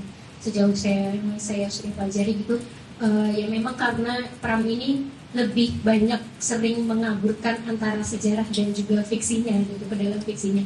Dan dari kedua presentasi tadi mungkin bisa lebih ditambahkan sisi dimana kalau menghubungkan antara fakta dan juga fiksi itu dari kritik sastra itu sendiri bisa menambahkan latar belakang daripada pengarang gitu. Ketika teks itu dibuat gitu, bagaimana posisi Pram di saat karya-karyanya ini diproduksi gitu atau ditulis oleh dia, posisinya Pram ini sebagai apa di saat itu gitu, di tahun itu, atau mungkin jika susah dicari sejarah, maksudnya latar belakangnya Pram ketika tahun itu susah dicari atau tidak ada referensinya yang cukup akurat gitu. Nah itu bisa dilihat daripada misal masa kecilnya dia, atau mungkin tadi seperti yang presentasinya Mbak Ellen itu tentang bagaimana perempuan itu dicitrakan oleh Pram itu mencitrakan perempuan itu seperti apa. Itu yang saya itu Pram itu selalu melihat pada ibunya gitu, bagaimana ibunya itu hidup berjuang, selalu merefleksikan dari ibunya. Dan Gadis Pantai sendiri itu kan juga termasuk sejarah atau kisah nyata daripada neneknya begitu. Itu bisa dijadikan penguat gitu, bagaimana Pram mencitrakan suatu sejarah atau fakta ke dalam fiksinya, dan juga dari pengalaman hidupnya, latar belakangnya keluarganya, atau latar belakang ketika Pram hidup memproduksi atau menulis cerita tersebut gitu sih. Terima kasih. Baik, terima kasih. Baik, karena waktu ya kita terbatas, mungkin kita akan langsung saja masuk ke ada sesi masukan dari Kang Zen sebagai fasilitator, dan nanti kita juga akan ada diskusi. Ya. Kami langsung aja persilakan ke Kang Zen. Terima kasih. Dari Ellen dulu ya. Saya belum menemukan gambaran dalam presentasi tadi. Jadi gini lah kira-kira, presentasi Ellen itu adalah himpunan bukti-bukti anekdotal kira-kira ya, tentang bagaimana perempuan-perempuan dalam karya Pram itu melawan. Saya tidak menemukan gambaran. Kalau cuma itu doang menurut saya nggak terlalu menarik sebetulnya, karena akan selalu ada perempuan yang melawan, akan selalu ada banyak adegan di mana perempuan akhirnya kalah. Analis pada akhirnya nggak bisa melawan dan kalah karena sistem hukum kolonial, dia harus berpisah dari Mingke. Yang kayak begitu-begitu banyak. Sebagaimana perempuan-perempuan melawan dalam karya Pram itu banyak. Paragraf yang membuktikan perempuan yang melawan dan perempuan yang pasrah itu nggak akan bisa kita temukan sebetulnya. Jadi kalau cuma ngumpulin anecdotal evidence seperti itu, menurut saya insight-nya nggak akan memadai untuk kita pelajari gitu. Saya menyarankan kalian untuk mempelajari pola-polanya. Ketika perempuan yang lawan, perlawanannya itu datang dari mana? Dari apa? Gitu. Ketika perempuan yang lawan, biasanya perlawanannya juga dengan cara apa? Maksud saya, akan selalu ada perempuan yang melawan dan perempuan yang tidak melawan dalam karya-karya Pram. Itu nggak akan habis-habis. Kutipan paragrafnya bisa puluhan, bisa jadi satu buku kutipan itu sendiri gitu. Yang mestinya bisa Ellen pelajari adalah bagaimana perlawanan itu muncul, dengan apa perlawanan itu kemudian muncul di kepala si tokoh, dan berakhir menjadi apa perlawanan itu. Dari situ banyak insight yang bisa kita pelajari. Tentang misalnya bagaimana sih Pram memandang perempuan, bagaimana sih Pram memposisikan perempuan dalam dunia laki-laki maupun Pram dalam dunia perempuan itu sendiri, karena ada perempuan yang ditindas juga oleh perempuan. Tadi kamu ngasih contoh di karya yang Gadis Pantai gitu. Kalau kita cuma ngumpulin anecdotal evidence, kita nggak akan dapat insight bagaimana Pram memahami perempuan, bagaimana Pram mengencourage orang untuk melawan kalau memang itu diperlukan, dan kapan tidak perlu melawan kalau cuma berakhir dengan kekalahan, dan outputnya itu jadi apa gitu. Perubahan apa yang kemudian muncul? Menurut saya pola-pola ini yang justru harus ditemukan, dan dari situlah nanti Ellen bisa melihat Pram ini sebenarnya feminis apa enggak sih gitu. Kan kita menerima hampir dengan taken for granted bahwa Pram ini penulis yang pro perempuan. Pram ini penulis yang sangat bersimpati terhadap perempuan. Oke, katakanlah Pram feminis, katakanlah Pram adalah laki-laki bersimpati kepada perempuan. Tapi ini feminis jenis apa dan simpati yang model kayak mana? Ini pertanyaan penting karena nggak boleh dilupain. Pram itu gimana pun adalah laki-laki, dan di dalam kelelakiannya, di situ ada bias ide, di situ ada bias ideologi, di situ ada bias kelelakian yang buat saya disadari atau tidak disadari itu akan menyelinap dalam karya-karya Pram, dan itu akan ditemukan ke dalam cara kita menemukan pola bagaimana perempuan melawan, bagaimana perempuan tidak melawan, dengan cara apa perempuan melawan, dengan cara apa perempuan tidak melawan. Dari mana ide atau pikiran penting untuk melawan, dan dari mana ide si tokoh itu untuk tidak melawan, dan apa outputnya. Dari sana kita akan bisa menjawab pertanyaan nomor 2. Pram ini jenis pengarang kayak apa sih? Kalau memang feminis, ini feminis jenis yang mana? Kalau memang dia bersimpati kepada perempuan, simpatinya kayak macam apa? Kita bisa memproblematisir, kenapa sih Gadis Pantai ini nggak dikasih nama? Naming itu represent itu persoalan besar bagi gerakan feminis, bagi gerakan perempuan, bagi gerakan sosial apapun. Rekognisi tidak pernah tidak penting, dan tidak menyebutkan namanya Gadis Pantai doang adalah sebuah pertanyaan luar biasa penting untuk dibongkar. Bahwa kalau Pram memang bersimpati kepada perjuangan perempuan, ini simpati yang jenis kayak apa? Model macam mana? Jenis simpati yang bahkan nggak mau nyebutin nama si cewek gitu. Ini kan kayak mau menyebut perempuan sebagai sebuah keseluruhan, perempuan sebagai sebuah ide abstrak, perempuan sebagai sebuah tipologi, gitu. Makanya misalnya kalau kita baca Calon Arang, kalau pernah membaca Calon Arang versi Pram dan versinya Tuti Herati, itu kerasa kok bedanya. Calon Arang di dalam versi Pramudia itu calon arang yang menurut saya bisa aja diletakkan sebagai Ontosoro, bisa aja diletakkan sebagai si Gadis Pantai yang hidup karena ide gitu. Beda banget dengan calon arang dalam Tuti Herati yang kelihatan banget mengelaborasi tubuhnya, mengelaborasi gairahnya. Jadi di dalam Pram, calon arang itu beneran drivennya adalah sebuah ide tentang pembalasan gitu, balas dendam karena saya dan anak saya dan keluarga saya dihina oleh satu community, oleh satu kelompok masyarakat. Kalau kita baca Tutira itu nggak gitu. Kita nemuin kemarahannya calon arang itu tuh bukan semata-mata driven dari sebuah gagasan, tapi impuls yang memang datang dari tubuh gitu. Ini nerangin, menjelaskan kenapa hampir kita nggak dapetin deskripsi garis pantai itu secara fisik kayak apa sih? Kita nggak ngebayangin tinggi dan beratnya Angsan Mei itu, Princess Kasiruta itu, si Midah Larasati itu berapa sih gitu. Bagi Pram itu, sejauh saya membaca, perempuan dan seluruh simpatinya terhadap perempuan itu masih di tataran apa ya, kayak ide gitu, masih abstrak. Bersimpati, jelas bersimpati. Hampir semua tokoh-tokohnya perempuan Pram itu mayoritas itu digambarkan dengan nada simpatik. Beberapa bisa melawan dan bisa terentas dari problem sosialnya. Perempuan tidak digambarkan sebagai sosok yang lemah. Tapi kita tuh nggak nemuin gimana sih perlawanannya itu menubuh gitu.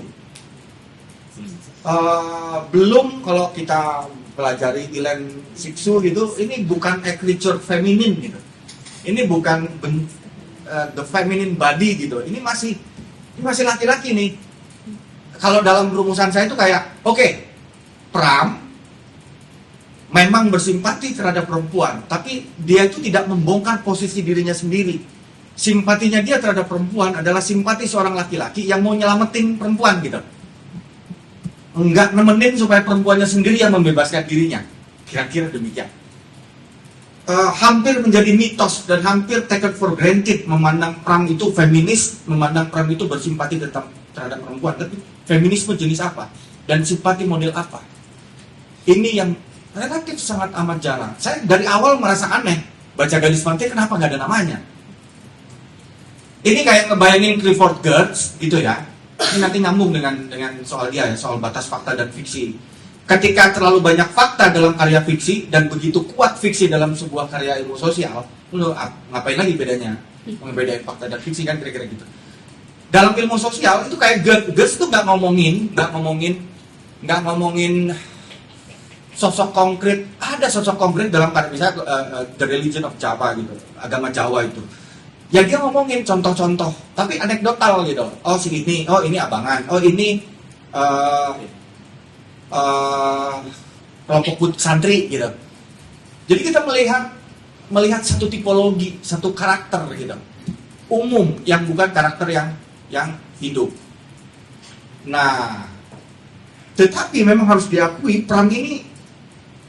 Jadi gini, kenapa saya curiga Pram itu bersimpati terhadap perempuan, tetapi kelelakiannya itu dalam posisi yang posisinya tuh bukan mau ngedorong perempuan atau nemenin perempuan dan membiarkan perempuan terbebas oleh daya dan kekuatannya, tapi kayak oke, gue bersimpati, oke, gue feminis, tapi gue gak punya pretensi untuk ngebongkar struktur yang menguntungkan laki-laki nih. Laki-laki datang kayak gue yang udah maju, yang udah progresif itu nyelamatin dulu pada gitu.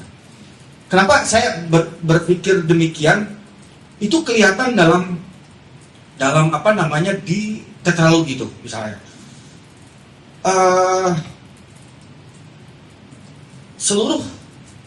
Jadi perempuan tuh masih menjadi orang yang progresif, tapi yang mendapatkan keuntungan dari progresifnya perempuan tuh masih laki-laki gitu. Secerdas-cerdasnya Ontosoro, secerdas-cerdasnya Bunda, sehebat-hebatnya Aung San Mei sebagai perempuan muda Tionghoa yang memilih menjadi tokoh pergerakan, itu tuh untuk kepentingan menjadikan Mingke itu kuat gitu. Itu juga sama Princess Kasiruta, istrinya Mingke tuh, yang dikabarkan adalah satu-satunya perempuan dalam hidup Mingke yang bisa punya ilmu bela diri, bisa naik kuda, bisa pegang belati, dan bahkan bisa membunuh siapapun yang mengganggu suaminya. Masih suaminya menjadi fokus. Itu kelihatan bagaimana perempuan itu tetap dibutuhkan dalam konteks membuat laki-lakinya menjadi semakin progresif.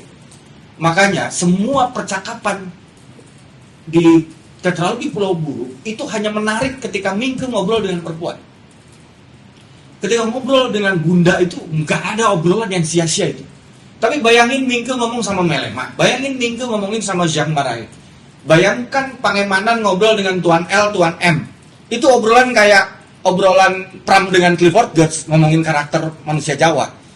Ngomongin percakapan antara Pram dengan Jean Marais, itu kayak percakapan Pram dengan Habe Yasin yang ngomongin soal lu tuh penting loh nulis bahasa Melayu gitu. Tapi percakapan Mingke dengan Ontosoro, percakapan Mingke dengan Bunda, percakapan Mingke dengan Princess Kasiluta dan Aung San Mei, itu kerasa percakapan yang nggak bisa diganti. Beneran hanya Mingke dan Aung San Mei, beneran hanya Mingke dan Bunda, nggak bisa diganti sama sebutin tokoh perempuan yang mau kita taruh seperti saya tadi ngeganti Jean Marais dengan Habe Yasin atau Tuan L dengan Clifford Geertz. Karena beneran menjadi percakapan antara dua pribadi, bukan antara percakapan dua ide yang mau dijejelin gitu. Nah, di momen itu kita tahu kapan Pram sangat autorial. Beneran dia ngedikte tokoh-tokohnya, dan kapan kayak dia ngebiarin tokoh-tokoh dalam karya itu kayak ngomong dengan sangat alamiah. Makanya Kundera pernah ngomong novel bagus adalah novel yang lebih pintar dari pengarangnya. Kalau pengarangnya lebih pintar dari novelnya, itu pasti novel jelek. Itu kayak kata Kundera. Kita bisa pakai itu sebagai perspektif untuk melihat karya-karyanya Pram. Dan saya berharap masih cukup ada waktu buat Ilan untuk please keluar dari taken for granted Pram ini pasti pro perempuan. Oke, kalau memang pro perempuan, jenis pro yang kayak apa? Kalau memang dia feminis, jenis feminis yang macam mana? Saya percaya Pram masih laki-laki di situ. Dan penting banget untuk menggeledah itu. Karena menerima begitu aja, preposisi bahwa Pram adalah feminis, preposisi bahwa Pram pasti bersimpati sama perempuan, buat saya nggak bikin tulisanmu jadi kemana-mana. Kamu hanya mengunyah sembako yang udah dikunyah oleh penulis-penulis dan anak-anak yang nulis skripsi tesis. Udah ratusan kali yang nulis Pram sebagai feminis dan tokoh perempuan dalam karya-karya Pram. Kira-kira gitu, Ilan. Tanggapannya dulu. Terima kasih, Mas. Terima kasih, Kang. Saya juga ngerasain itu di Gadis Pantai ya. Pada saat dia bicara dengan perempuan bujang, perempuan tua itu, percakapan dia itu deep sekali. Dia bicara tentang filosofi hidup bahkan. Tapi pada saat dia bicara dengan bapaknya, itu ya cuma sekedar basa-basi. Itu kayak Ustadz. Iya. Ustadz lagi ceramah. Kasih. Dan dari korupsi sampai saya terakhir baca Gadis Pantai, yang saya rasakan memang Pram, saya nggak tahu apakah itu efek trauma ya daripada bapaknya waktu dulu. Yes. Dia memang menggambarkan wanita itu seakan-akan harus berontak, tetapi di sisi berontak dia juga harus tetap menjaga kodratnya, tetap menjaga kesantunannya, sehingga berkali-kali maju mundur, harus sampai sakit dulu, harus sampai menderita dulu, baru ada nih muncul berontaknya, nggak sukanya. Tetapi saat masih bisa ditahan, dia tahan aja. Itu saya melihat bagaimana Pram benar-benar menggambarkan ibunya seperti itu kali hidup dengan bapaknya. Jadi nggak bisa berontak yang benar-benar berontak. Tapi bapak laki-laki itu digambarkan segitu kasarnya. Mungkin ya itu yang dilihat dari bapaknya juga, karena dia juga mengalami hal traumatik dari bapaknya. Saya sangat setuju, Kang. Karena saya juga merasakan hal yang sama saat saya membaca 5 buku itu ya. Dia menggambarkan wanita itu tidak yang sangat, oh ini gue nih, pokoknya gue begini nih. Enggak seperti itu. Bahkan sudah melawan pun gitu, udah ada satu bentuk perlawanan, masih bisanya dia melayani suaminya gitu. Udah dipukul pun berdarah, masih bisanya dia menyikat sepatu suaminya. Jadi saya juga masih bingung gitu. Ini sebenarnya kamu mau melawan atau enggak sih? Ini kalau saya di posisi kayak di korupsi, di istri Bakir, saya mundur sih. Saya sudah dipukul, saya nggak mau lagi menyikat sepatu kamu pergi aja udah cari wanita lain. Tapi enggak gitu, balik lagi dan melayani. Seakan-akan Pram itu membuat, oke, maju wanita melawan, tapi habis itu balik lagi ya ke kodratmu, jalanin lagi fungsimu. Saya merasa Pram membuat wanita itu seperti itu. Sampai di Gadis Pantai pun seperti itu, walaupun memang ukuran perlawanannya jadi lebih keras, mulai dari si calon arang sampai ke garis pantai, mida garis pantai itu dia lebih frontal ya wanitanya melawan daripada yang sebelum-sebelumnya. Jadi kalau kamu coba baca The Love of the Medusa-nya Ilan Sixu kan, ini ada satu konsep namanya The Anti-Love, dari anti cintanya si siapa? Si Sixu itu. The Anti-Love itu, anti cinta itu maksudnya gini, bahwa dalam karya yang belum bisa disebut literature feminin atau karya feminin, perempuan itu dalam karya maupun dalam kehidupan yang real itu mencintai tubuhnya, mencintai dirinya itu dalam konteks untuk dapat afirmasi dari laki-laki gitu. Jadi ini bentuk cinta negatif, mencintai tubuhnya tapi membuat positif laki-laki. Makanya tadi saya ngomong bahwa Pram nih kayaknya masih kayak gitu sebetulnya. Itu yang dimaksud Ilan Sixu sebagai the anti-love gitu. Bahwa perempuan mencintai dirinya itu dalam konteks untuk mendapatkan afirmasi dari laki-laki atau afirmasi dari sebuah sistem yang juga dikendalikan oleh logiknya laki-laki. Cinta tubuhnya, cinta dirinya sendiri tapi dalam bentuk negatif. Makanya bagi Ilan Sixu itu the anti-love gitu. Coba deh baca The Love of the Medusa, karena itu juga karya paling penting ketika ngomongin literature feminin ya, penulisan feminin. Itu sih kalau catatan dari saya. Oke, Kang Zain, sebentar dulu. Mungkin sebelum lanjut, aku penasaran, Penggalu ada yang mau ditanggapin nggak soal topik ini nih? Karena kan Penggalu juga pernah alihwanakan Larasati nih terkait. Ada sedikit nggak? Ya, sedikit aja. Jadi saya lagi dalam proyek judulnya si Aliwahana, dari si Larasati ke karya tari. Tapi dalam perkembangannya kemudian nggak hanya pindah medium ya. Kalau Aliwahana kan masih ada jalinan cerita yang mengikuti si karya sastranya gitu. Kemudian ini jadi kayak tafsir sih, nanti di Agustus pertunjukannya. Nah, banyak temuannya dari proses pembacaan close ataupun distant readingnya, dan pembacaan itu kemudian titik berangkatnya tuh gini deh, gimana membaca si tokoh ini tapi dengan tubuh gitu. Karena kami bekerja sebagai penari dengan tubuh ya gitu. Salah satunya tangkapannya itu gimana ngebedah arah si Larasati ini, agensinya tuh apa, dan dikontekstualisasikan kemudian dengan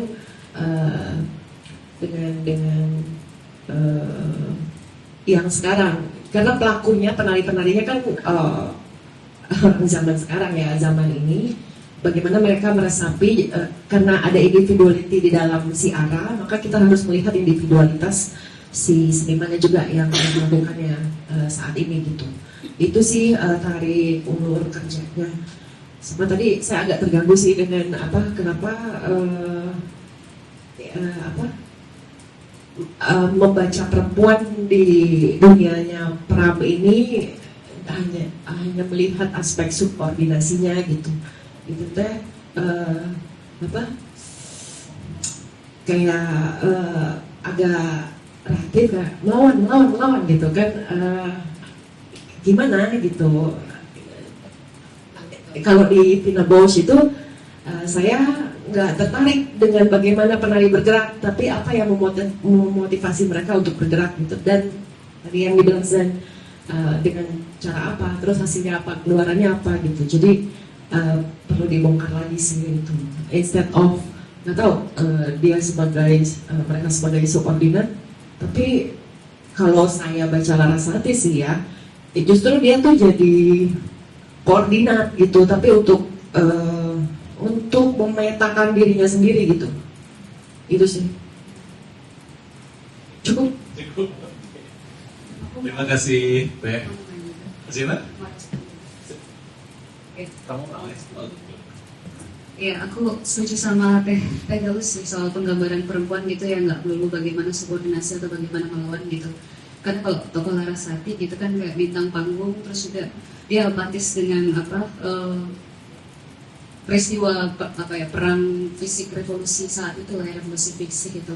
Yang mana kalau kita baca karya-karya fiksi gitu, kita sandingkan misalnya karyanya Pram dengan karyanya Es Rukiah Kejatuhan dan Hati ataupun cerpen-cerpen tandusnya Es Rukiah, itu kan menggambarkan ya Rukiah juga punya pandangan perempuan periode itu yang mengalami perang revolusi fisik itu, ya pengalaman Rukiah juga di PMI gitu, yang menunjukkan dia itu apatis dengan revolusi gitu. Nggak melulu bahwa penggambaran revolusi itu ya mesti perjuangan untuk kemerdekaan, untuk hal-hal yang sifatnya itu yang grande gitu ya, narasi yang historis besar gitu. Padahal ada narasi-narasi kecil dari sisi perempuannya juga yang buat apa sih kita perang, buat apa sih kita berdarah-darah, buat apa sih kita mengorbankan ini satu sama lain itu harus tewas mati di medan perang demi hal yang sia-sia gitu. Apa sih yang mau diperjuangkan gitu ya. Pertanyaan itu juga hadir di karyanya Es Rukiah misalnya, kalau kemudian kita bisa sandingkan ke Larasatinya Pram yang periodenya sama gitu, dengan tokoh perempuan juga yang suaranya sama gitu. Jadi memang sepertinya perlu ada pendalaman juga tentang bagaimana Pram juga menulis memang sisi perempuan yang tidak melulu seperti itu. Dan tadi kalau soal melawan tidak melawan itu tadi pertanyaannya melawan apa, melawannya seperti apa, mungkin juga perlu ada penajaman-penajaman seperti itu juga dibandingkan dengan tadi karya-karya sejaman Pram ya. Setuju sih. Menyimak presentasinya Fadila tuh muncul pertanyaan di kepala. Tadi saya sudah ajukan. Kalau begitu banyak fakta di dalam karya fiksi dan begitu banyak fiksi atau imajinasi dalam ilmu sosial, ngapain lagi kita ngebedain fakta dan fiksi? Kan gitu pertanyaan. Itu pertama, komentar pertama saya. Kedua, bahkan saya masih belum secara clear. Saya nggak tahu teman-teman lain yang menyimak ya. Saya masih belum merasa cukup clear. Fadila ini mau ngomong apa dengan esai ini? Ini mau ngomongin bahwa ini karya novel yang kuat, banyak faktanya, banyak dokumentasi sampai menggunakan sumber primer, atau mau ngomong Pram menggunakan sejarah sebagai alat untuk membongkar narasi kolonial, tapi menggunakan narasi-narasi sejarah yang dia bengkokkan, narasi-narasi sejarah yang dia cangkok sedemikian rupa. Sebagai seorang pengarang dia punya kebebasan untuk ngelentur-lenturin, ngebelok-belokin gitu. Saya belum nangkep posisimu tuh, Fadila. Menurut saya kalau penelitianmu atau esaimu itu dipakai untuk misalnya nih ya, membuktikan bahwa semua dokumentasi sejarah, semua fakta-fakta sejarah yang diketahui oleh Pram tentang Jalan Raya Pos itu dipakai untuk memberikan tafsir alternatif yang pro terhadap rakyat kecil yang menjadi korban dari penindasan struktur kolonial, itu jadi menarik gitu. Tapi saya belum melihat arah rute yang ke sana juga gitu. Fadila masih berusaha untuk nunjukin bahwa ini contoh novel sejarah yang banyak fakta-faktanya. Ini novel sejarah yang banyak dokumen-dokumen primernya. Kalau itu gak istimewa sebetulnya. Hampir semua novel sejarah itu nggak mungkin seketika langsung ngaco 100%. Ketika dia menyusun satu novel atau satu roman atau satu karya sastra yang settingnya sejarah, ada satu dunia yang pasti akan dikopi dulu gitu. Penyimpangan atau kreativitas itu akan muncul di elemen-elemen yang hidup di dalam dunia itu, antara karakternya menjadi anonim, antara peristiwanya yang menjadi anonim, atau outputnya yang dibelokkan. Outputnya yang dibelokkan tuh kayak filmnya Tarantino yang tentang Hitler itu loh, bagaimana Hitler bukan mati di Berlin tapi di Paris di bioskop. Outputnya yang dibelokin gitu. Kayak kalau kita mau nulis novel tentang proklamasi misalnya, bisa aja endingnya gimana kalau proklamasi itu dimerdekainnya sama Tan Malaka bukan oleh Soekarno Hatta gitu. Outputnya yang diomongin atau karakternya atau apanya gitu. Nah, di bagian itunya nggak heran gitu kalau anak Jejak Langkah tuh novel sejarah yang paling tertib dengan fakta buat saya. Mungkin kita bisa nge-take out Jejak Langkah sebenarnya. Kalau kita baca, kalau nggak ada Aung San Mei sama ada Princess Kasirut, kalau nggak ada Aung San Mei itu Jejak Langkah itu nggak penting banget buat dibaca. Itu isinya kayak kronik pergerakan nasional, kronik organisasi. Oh, si ini berdiri tahun ini, oh ini. Itu semuanya faktual semua. Tapi kan novel sejarah yang menarik tuh nggak begitu. Novel sejarah yang Bumi Manusia berharga itu karena menghadirkan satu tafsir yang beneran lain tentang bagaimana sebuah bangsa itu lahir dan muncul gitu. Nah, bayangin kamu baca Hilmar Farid gitu ya, yang menganalisis Bumi Manusia. Nah, coba kamu imajinasikan kamu juga melakukan hal yang sama, tapi ini Jalan Raya Pos. Tapi mau ngomongin apa? Kalau Fai sih jelas mau ngomongin bahwa Bumi Manusia itu penting karena menjadi karya paling imajinatif dalam mengisahkan bagaimana sebuah bangsa itu lahir, bagaimana sebuah bangsa itu diusahakan, dan dengan cara apa usaha itu dilakukan gitu. Dari perspektif yang beneran rakyat jelata. Nah, Jalan Raya Pos mau ngomong apa? Kalau cuma mau ngomong ini adalah karya yang memuat informasi-informasi yang valid, buat saya nggak menarik. Karena Pram pasti, semua pengarang ketika menulis novel pasti nggak happy dipuji. Novelmu keren banget, fakta-faktanya akurat. Nah, gue kan nulis novel, bukan nulis karya sejarah. Pasti itu bukan pujian yang dikehendaki gitu. Dia pasti ingin muji, luar biasa, fakta-fakta sejarah bisa kamu padu dengan rupa sampai udah nggak terasa lagi itu fakta sejarah. Sangat amat, kan itu yang pengen kita lihat ketika membaca novel sejarah. Nah, makanya menurutku ini nyambung banget dengan, kamu nggak datang ya di sesi pertama kemarin ya?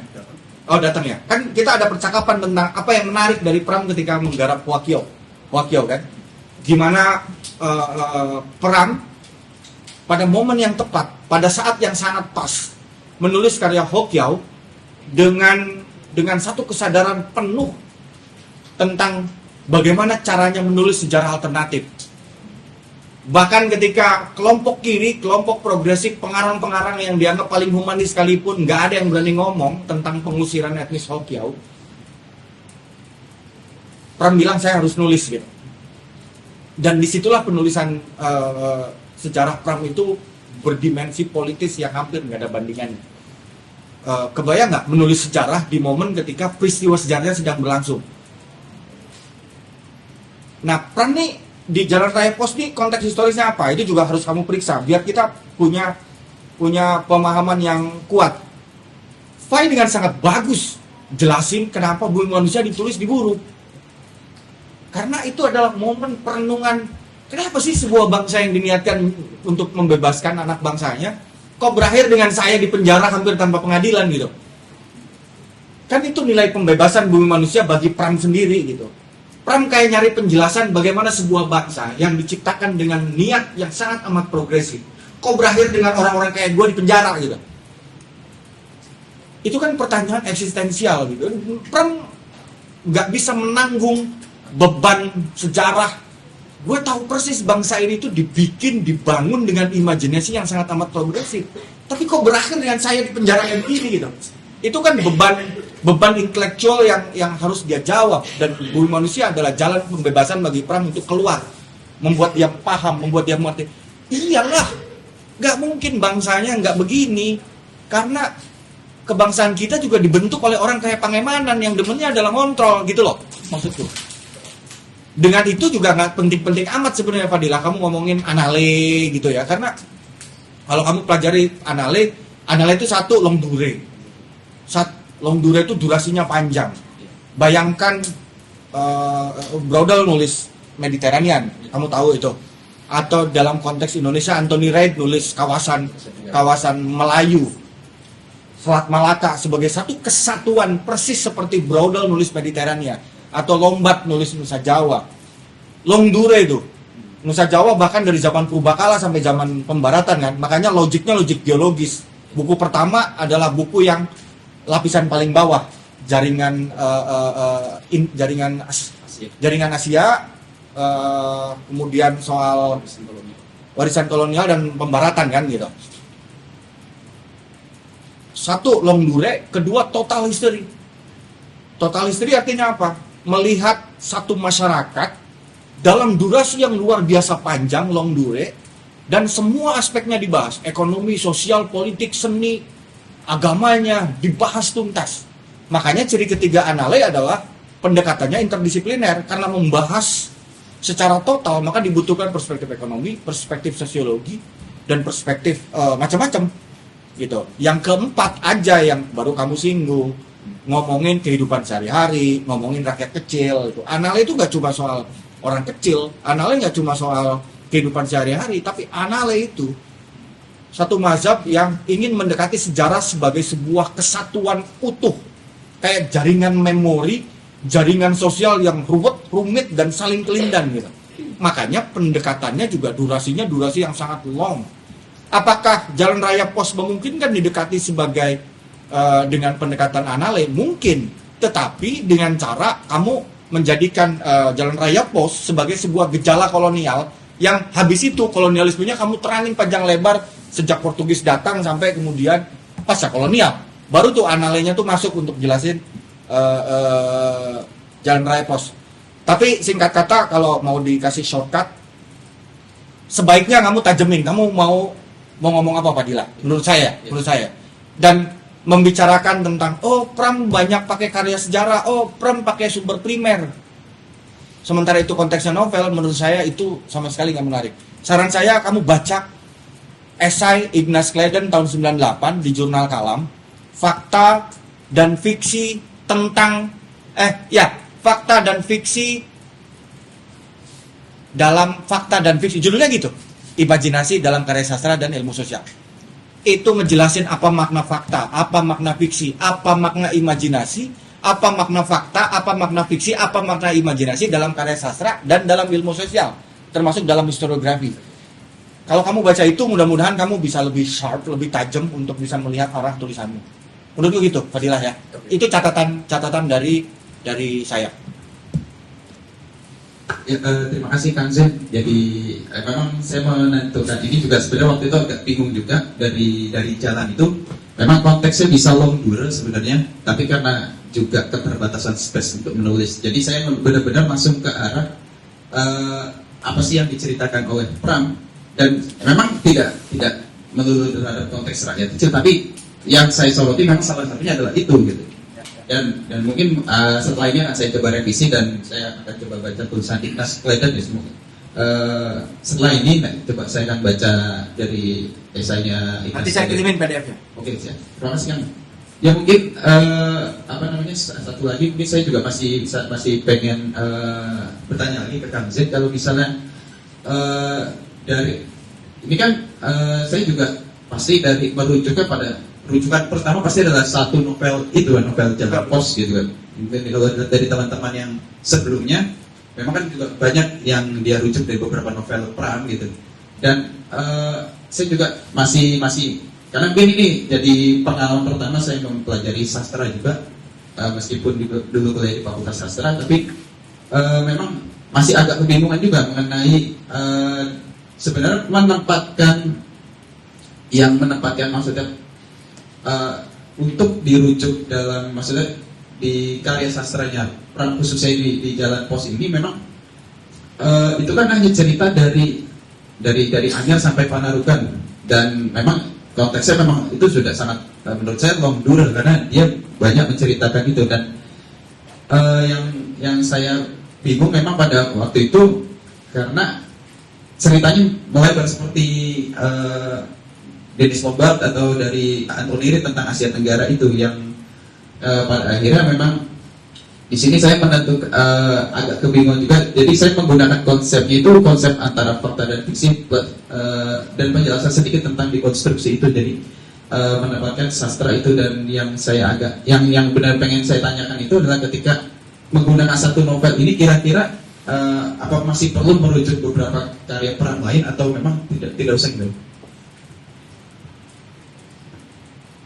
Novel sejarah itu menurut saya bisa kita pelajari bukan dalam konteks tentang fakta-fakta sejarahnya, tapi bagaimana satu manusia pada zaman tertentu itu memandang sejarah yang ditulis. Jadi Pram menulis Jalan Raya Pos tahun berapa? 95 itu. 95 kan? kenapa Pram nulisnya tahun 95? Kenapa Pram nggak kepikiran nulis Jalan Raya Pos itu di masa-masa ketika dia sangat ideologis, di tahun 553 sampai katakan 65? Kenapa baru 95? Itu satu. Kedua, apa makna Jalan Raya Pos ketika ditulis tahun 95 gitu? Situasinya apa sih gitu? Kita tuh gampang banget ngebayangin kenapa Pram nulis Jalan Raya Pos kalau di zaman Jokowi, ketika Jokowi di mana-mana bikin jalan tol. Kita langsung ngomong udah ini kritik terhadap Jokowi, tapi ini tahun 95 gitu. Kenapa Pram apa makna Jalan Raya Pos ketika terbit tahun 95 bagi audiens pada masa itu? Menurut saya itulah makna sebuah novel sejarah sebenarnya. Merekam pikiran manusia pada zamannya tentang sebuah peristiwa masa lalu. Karena orang di tahun 60, di tahun 70, di tahun 1920 beda dengan zaman kita ketika melihat sebuah peristiwa sejarah. Maknanya akan beda-beda. Beda dengan novel sejarah yang sebetulnya temanya tidak sejarah, tapi disebut novel sejarah karena ditulisnya udah zaman dulu. Misal, Hikayat Kadirun. Misal, apalagi? Student Hijau. Bukan novel sejarah. Ditulis sezaman ketika Semaun dan ditulis sezaman, ditulis pada tentang sebuah masa yang juga pengarangnya masih hidup di zaman itu. Student Hijau, Hikayat Kadirun. Dari situ kita bisa menjadikan novel-novel itu sebagai sumber sejarah. Bisa. Kenapa? Karena itu ngerekam. Pengarangnya hidup di zaman itu. Setidaknya itu bisa menjadi sumber tentang bagaimana manusia di zaman itu memandang gaya hidup, memandang baju, memandang pakaian, bagaimana cara mereka berhubungan anak muda di masa itu bisa kita jadikan sumber. Kenapa? Karena novelnya ditulis pada zaman itu. Proses, bayangin Ayu Utami nulis pada tahun 98, 99, 2000. Terus anak cucu kita pada tahun 2080 menulis manusia di masa transisi reformasi, orde baru, orde reformasi. Nah, Ayu Utami bisa jadi sumber. Karena Ayu Utami menulis dari zamannya, dia mengalami zaman itu, dia ngerti manusia zaman itu, pergaulannya kayak apa, hubungan-hubungan sosialnya kayak apa. Tapi kalau orang yang tinggal tahun 2050 kemudian menulis novel tentang 1998, nggak bisa dijadiin sumber sejarah. Nggak ada satupun yang bisa dijadiin sumber sejarah. Referensi sejarah itu nggak bisa. Tapi masih bisa dipakai untuk melihat kenapa sih di tahun 2050 ada orang nulis novel tentang 98. Ada konteks sosial politik apa yang membuat dia mendorong. Dari situ peristiwa 98 dipakai sebagai pintu masuk untuk memahami 2050. Kira-kira kayak gitu. Nah, kan itu juga yang terjadi ketika Pram menulis tentang Mingke di tahun 80. Dia mencoba berdamai dengan satu kenyataan sejarah. Ini bangsa dibikin oleh orang-orang yang luar biasa progresif, kok bisa berakhir dengan orang kayak saya di penjara gitu. Itu Pram kayak ngelacak lagi asal-usul bangsa untuk terutama menjawab kebutuhan dia sendiri sebenarnya. Oh ya jelas, ketemu di rumah kaca. Ya memang dari awal negara ini negara intel. Ada orang kayak Pangemanan, selalu ada komprador-komprador kayak siapa, bapaknya Sanikem dan lain-lain yang memang suka menjual anak bangsanya sendiri gitu. Nah, dari situ kamu bisa pelajari lagi kata pengantar Hokyo yang ditulis oleh Sumit Mandal. Sumit Mandal ngerangin dengan baik sekali kenapa karya Hokyo itu penting. Kalau kita baca Hokyo, itu karya sejarah ya. Justru kita bisa pakai itu sebagai rujukan karena memang diniatkan sebagai karya sejarah. Buat saya, banyak banget yang usang dari risetnya Hokyo itu. Kamu gak bisa ngebayangin satu karya akan solid ketika ditulis riset hanya dalam 2 minggu atau 10 hari. Pram kan ngaku, Hokyo hanya ditulis kira-kira 2 minggu. Mana bisa gitu dibandingin dengan karyanya Leo Suryadinata atau karya-karya siapa yang studi tentang Tionghoa yang mungkin risetnya 2 tahun, 3 tahun, pasti nggak akan kuat, pasti nggak akan solid. Makanya Sumit Mandal kasih tahu bahwa karya Hokyo itu penting untuk melihat bagaimana sejarah, narasi sejarah, dan karya sejarah itu bergulat dengan kekuasaan. Bukan fakta-fakta dalam buku Hokyo yang penting, tapi buku Huaqiao-nya yang menjelaskan sebuah zaman dengan luar biasa sangat amat baik gitu. Nah, Jalan Raya Pos bisa kamu dekati dengan cara itu. Kenapa sih Pram bikinnya tahun 95? Buat saya, Bumi Manusia jelas kenapa ditulis tahun 80. Itu kayak usaha Pram berdamai dengan beban sejarah yang dia hadapi. Jalan Raya Pos mau ngapain? Nah, soal apakah karya-karya Pram lain perlu dirujuk sejauh kamu udah punya framework gitu. Kalau kamu merujuk sesuatu tanpa punya framework, rujukannya itu nggak akan bikin karyamu tajam. Nggak kayak pensil. Kalau kata orang Jawa bilangnya biladra, jadi ngalor ngidul. Tapi kalau kamu ngutip karya-karya lain, begitu kamu udah punya framework itu sederhananya, saya mau ngomong apa. Begitu kamu tahu saya mau ngomong apa, kamu ngambil karya-karya Pram lain sebagai kutipan, itu masih mungkin berpotensi najemin. Tapi kalau kamu masih bingung, saya mau ngomong apa tentang Jalan Raya Pos, maka mau ngutip 1, mau ngutip 2, mau ngutip 3, mau ngutip 10 karya Pram, endingnya akan sama. Karyamu ngalor ngidul akan beladrak. Tentukan dulu, kamu mau ngomongin apa sih dengan Jalan Raya Pos? Apa yang mau saya tunjukkan dengan menulis esai ini?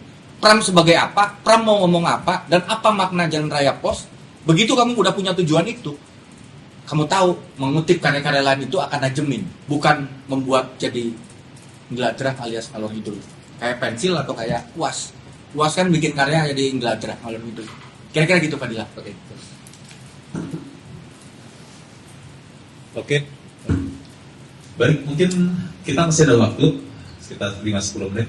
Ada mungkin yang mau ditanyakan, mungkin ke Kang Zen sendiri atau ke... Oke, silakan. Oke.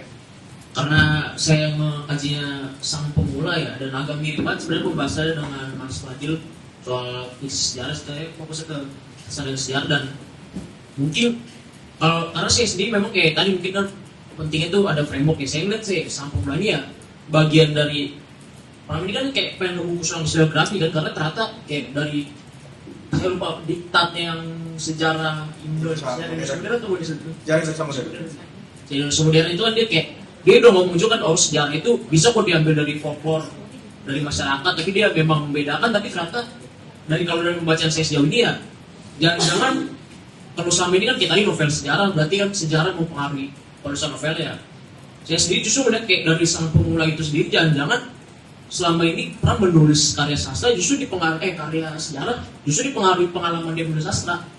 Karena dia kayak tadi misalnya kayak bener-bener yang total story dari itu longgar dan lain-lain, analisis itu kan kayak gambar, karena gambarin Jalan Raya Pos itu kan ada detail-detail masyarakatnya sendiri kan. Kebetulan di Sang Pemula itu dia Pram itu bahkan mempertanyakan kayak kenapa sih Tirto nggak ngebahas Bengawan Solo, terus nggak pernah ngebahas hutan-hutan Jati, padahal kan sebenarnya kan harusnya, maksudnya kalau memang Tirto ini kayak punya concern dengan masyarakat kita, harusnya dia bahas itu kan ya. Dan disitu tuh kayak maksudnya kayak menarik, bener-bener kayak jadi Pram tuh nggak cuma kayak nulis sejarah apa yang ada, tapi apa yang hilang.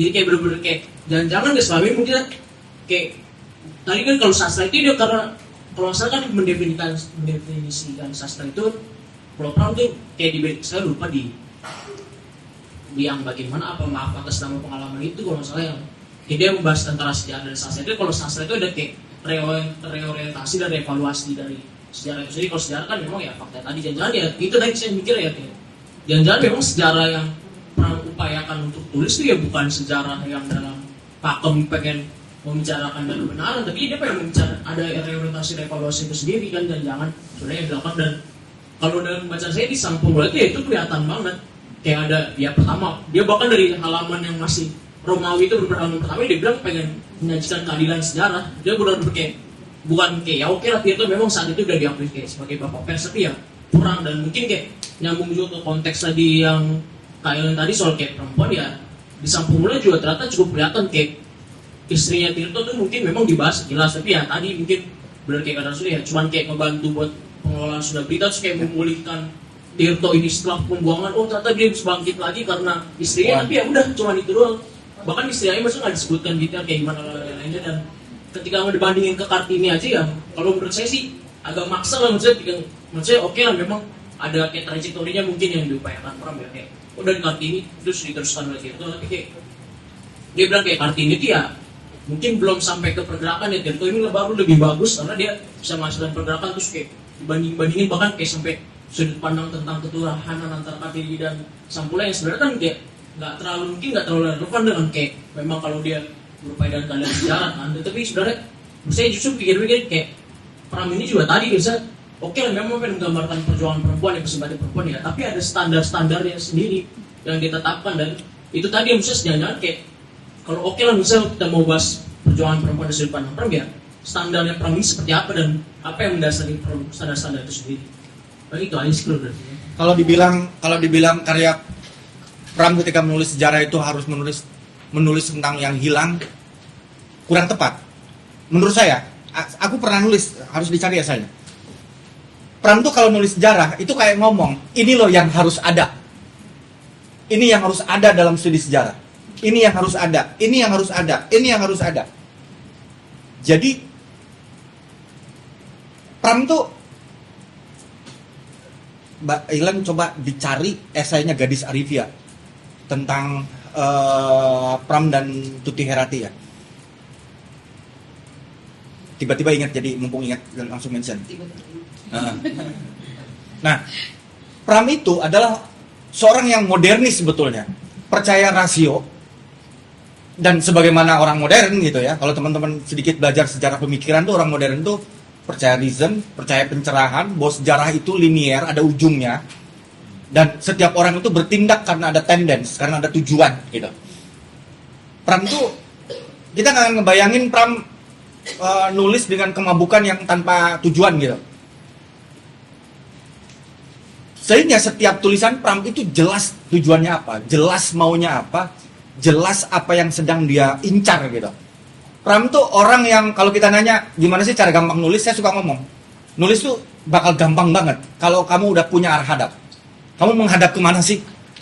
Di hadapan kekuasaan, di hadapan satu topik. Posisi hadapmu tuh kemana? Begitu kamu nggak jelas posisi hadapmu, tulisanmu tuh akan ngalor ngidul, kayak kamu lagi masih nyari posisi, lagi ugat-ugat kayak ular gitu, nggak jelas nih posisi gitu. Nah, Pram ini adalah penulis yang udah tahu dia arah hadap kemana, berhadapan dengan kekuasaan dia akan menghadap dengan cara apa, kalau harus bersimpu dengan cara apa. Nah, Pram tidak pernah menulis kalau nggak ada tujuannya. Dan tujuannya selalu tentang membuat sejarah itu bergerak menjadi semakin lebih maju gitu. Progres. Makanya buat dia ketika menulis sejarah adalah, ini bukan tentang apa yang hilang dan dihilangkan, tapi ini tentang apa yang harusnya ada dan belum sempat ada. Dan kalau ini belum ada, maka sejarah nggak bisa progres seperti yang saya mau gitu. Makanya maksa di beberapa adegan gitu. Nyebut dipanggil aku Kartini saja itu pengen sejarah psikologi gitu kan, kayak pengen ngomongin sejarah psikologis orang, tapi dia sendiri tidak pernah belajar secara sungguh-sungguh tentang psikologi. Dan sebetulnya genre sejarah psikologi juga sejarah kebatinan, sejarah kejiwaan dalam studi historiografi pada masa itu tuh belum banyak gitu. Ya Pram dengan insting aja gitu melakukannya. Sebuah sejarah psikologi, mungkin Pram adalah orang pertama yang dengan sangat amat sadar menulis sejarah psikologi satu tokoh, menulis biografi, tapi menulis jiwanya, kebatinannya, hampir tanpa training sebagai seorang sarjana sejarah, tanpa sejarah psikologi, dan sehingga hasilnya memang kemudian paksa. Tapi buat Pram, kalau saya harus sekolah dulu, saya nggak akan pernah nulis karena saya cuma sekolah rakyat dan cuma pernah kursus nyolder radio. Nggak penting banget. Yang saya merasa sejarah harus bergerak. Seorang modernis itu percaya sejarah itu linier menuju garis tertentu di ujung gitu. Dan ini harus ada, karena kalau nggak puzzle-nya nggak lengkap dan sejarah nggak progres. Makanya buat Pram menulis itu tentang menulis sesuatu yang harus ada. Ini tuh harus ada yang nulis, harus ada yang ngomongin, harus ada yang nyeritain. Dan kalaupun udah ada yang nyeritain dengan cara gini nggak? Oh belum, harus ada yang nyeritain ya. Sudah, kalau nggak ada, saya nyeritain. Pram tuh sadar banget dengan itu gitu. Dan sebagai seorang modernis, sebagai seorang yang mengandalkan rasio dan lain-lain, maka ide itu penting banget. Makanya modernitas, modernism itu part of, kalau dalam filsafat tuh zaman pencerahan yang percaya pada rasio, percaya pada fakultas berpikir gitu. Sehingga pasti kalau ngomongin perempuan pun, ya perempuan itu bergerak oleh sebuah ide. bukan oleh rasa sakit yang konkret di tubuhnya, di perasaannya. Makanya tadi saya ngomong bahwa perempuan-perempuan yang ngelawan itu drivennya masih ide. Karena pengalaman ketubuhan otak kanan itu memang tidak banyak mendapatkan tempat untuk dielaborasi oleh para modernis sastra ini gitu. Kira-kira kayak gitu. Oke. Baik teman-teman, karena kita dibatasi oleh durasi ya. Jadi mungkin percakapan yang diskusi yang belum seru mungkin nanti bisa di luar lagi ya. Kita untuk sekarang kita tutup saja pada acara pagi hari ini. Beri tepuk tangan buat kita semua. Kami ucapkan terima kasih ke Kang Zen, ke Mas Fadila, Mbak Ellen yang sudah memberikan materinya pada pagi hari ini. Kita akan jumpa lagi pada minggu depan di Meja Pram dengan materi yang lain. Terima kasih juga buat teman-teman yang sudah datang pada pagi hari ini. Kita setelah ini ada foto bersama di luar ya. Jadi kita akan akhiri. Selamat pagi dan sampai jumpa minggu depan.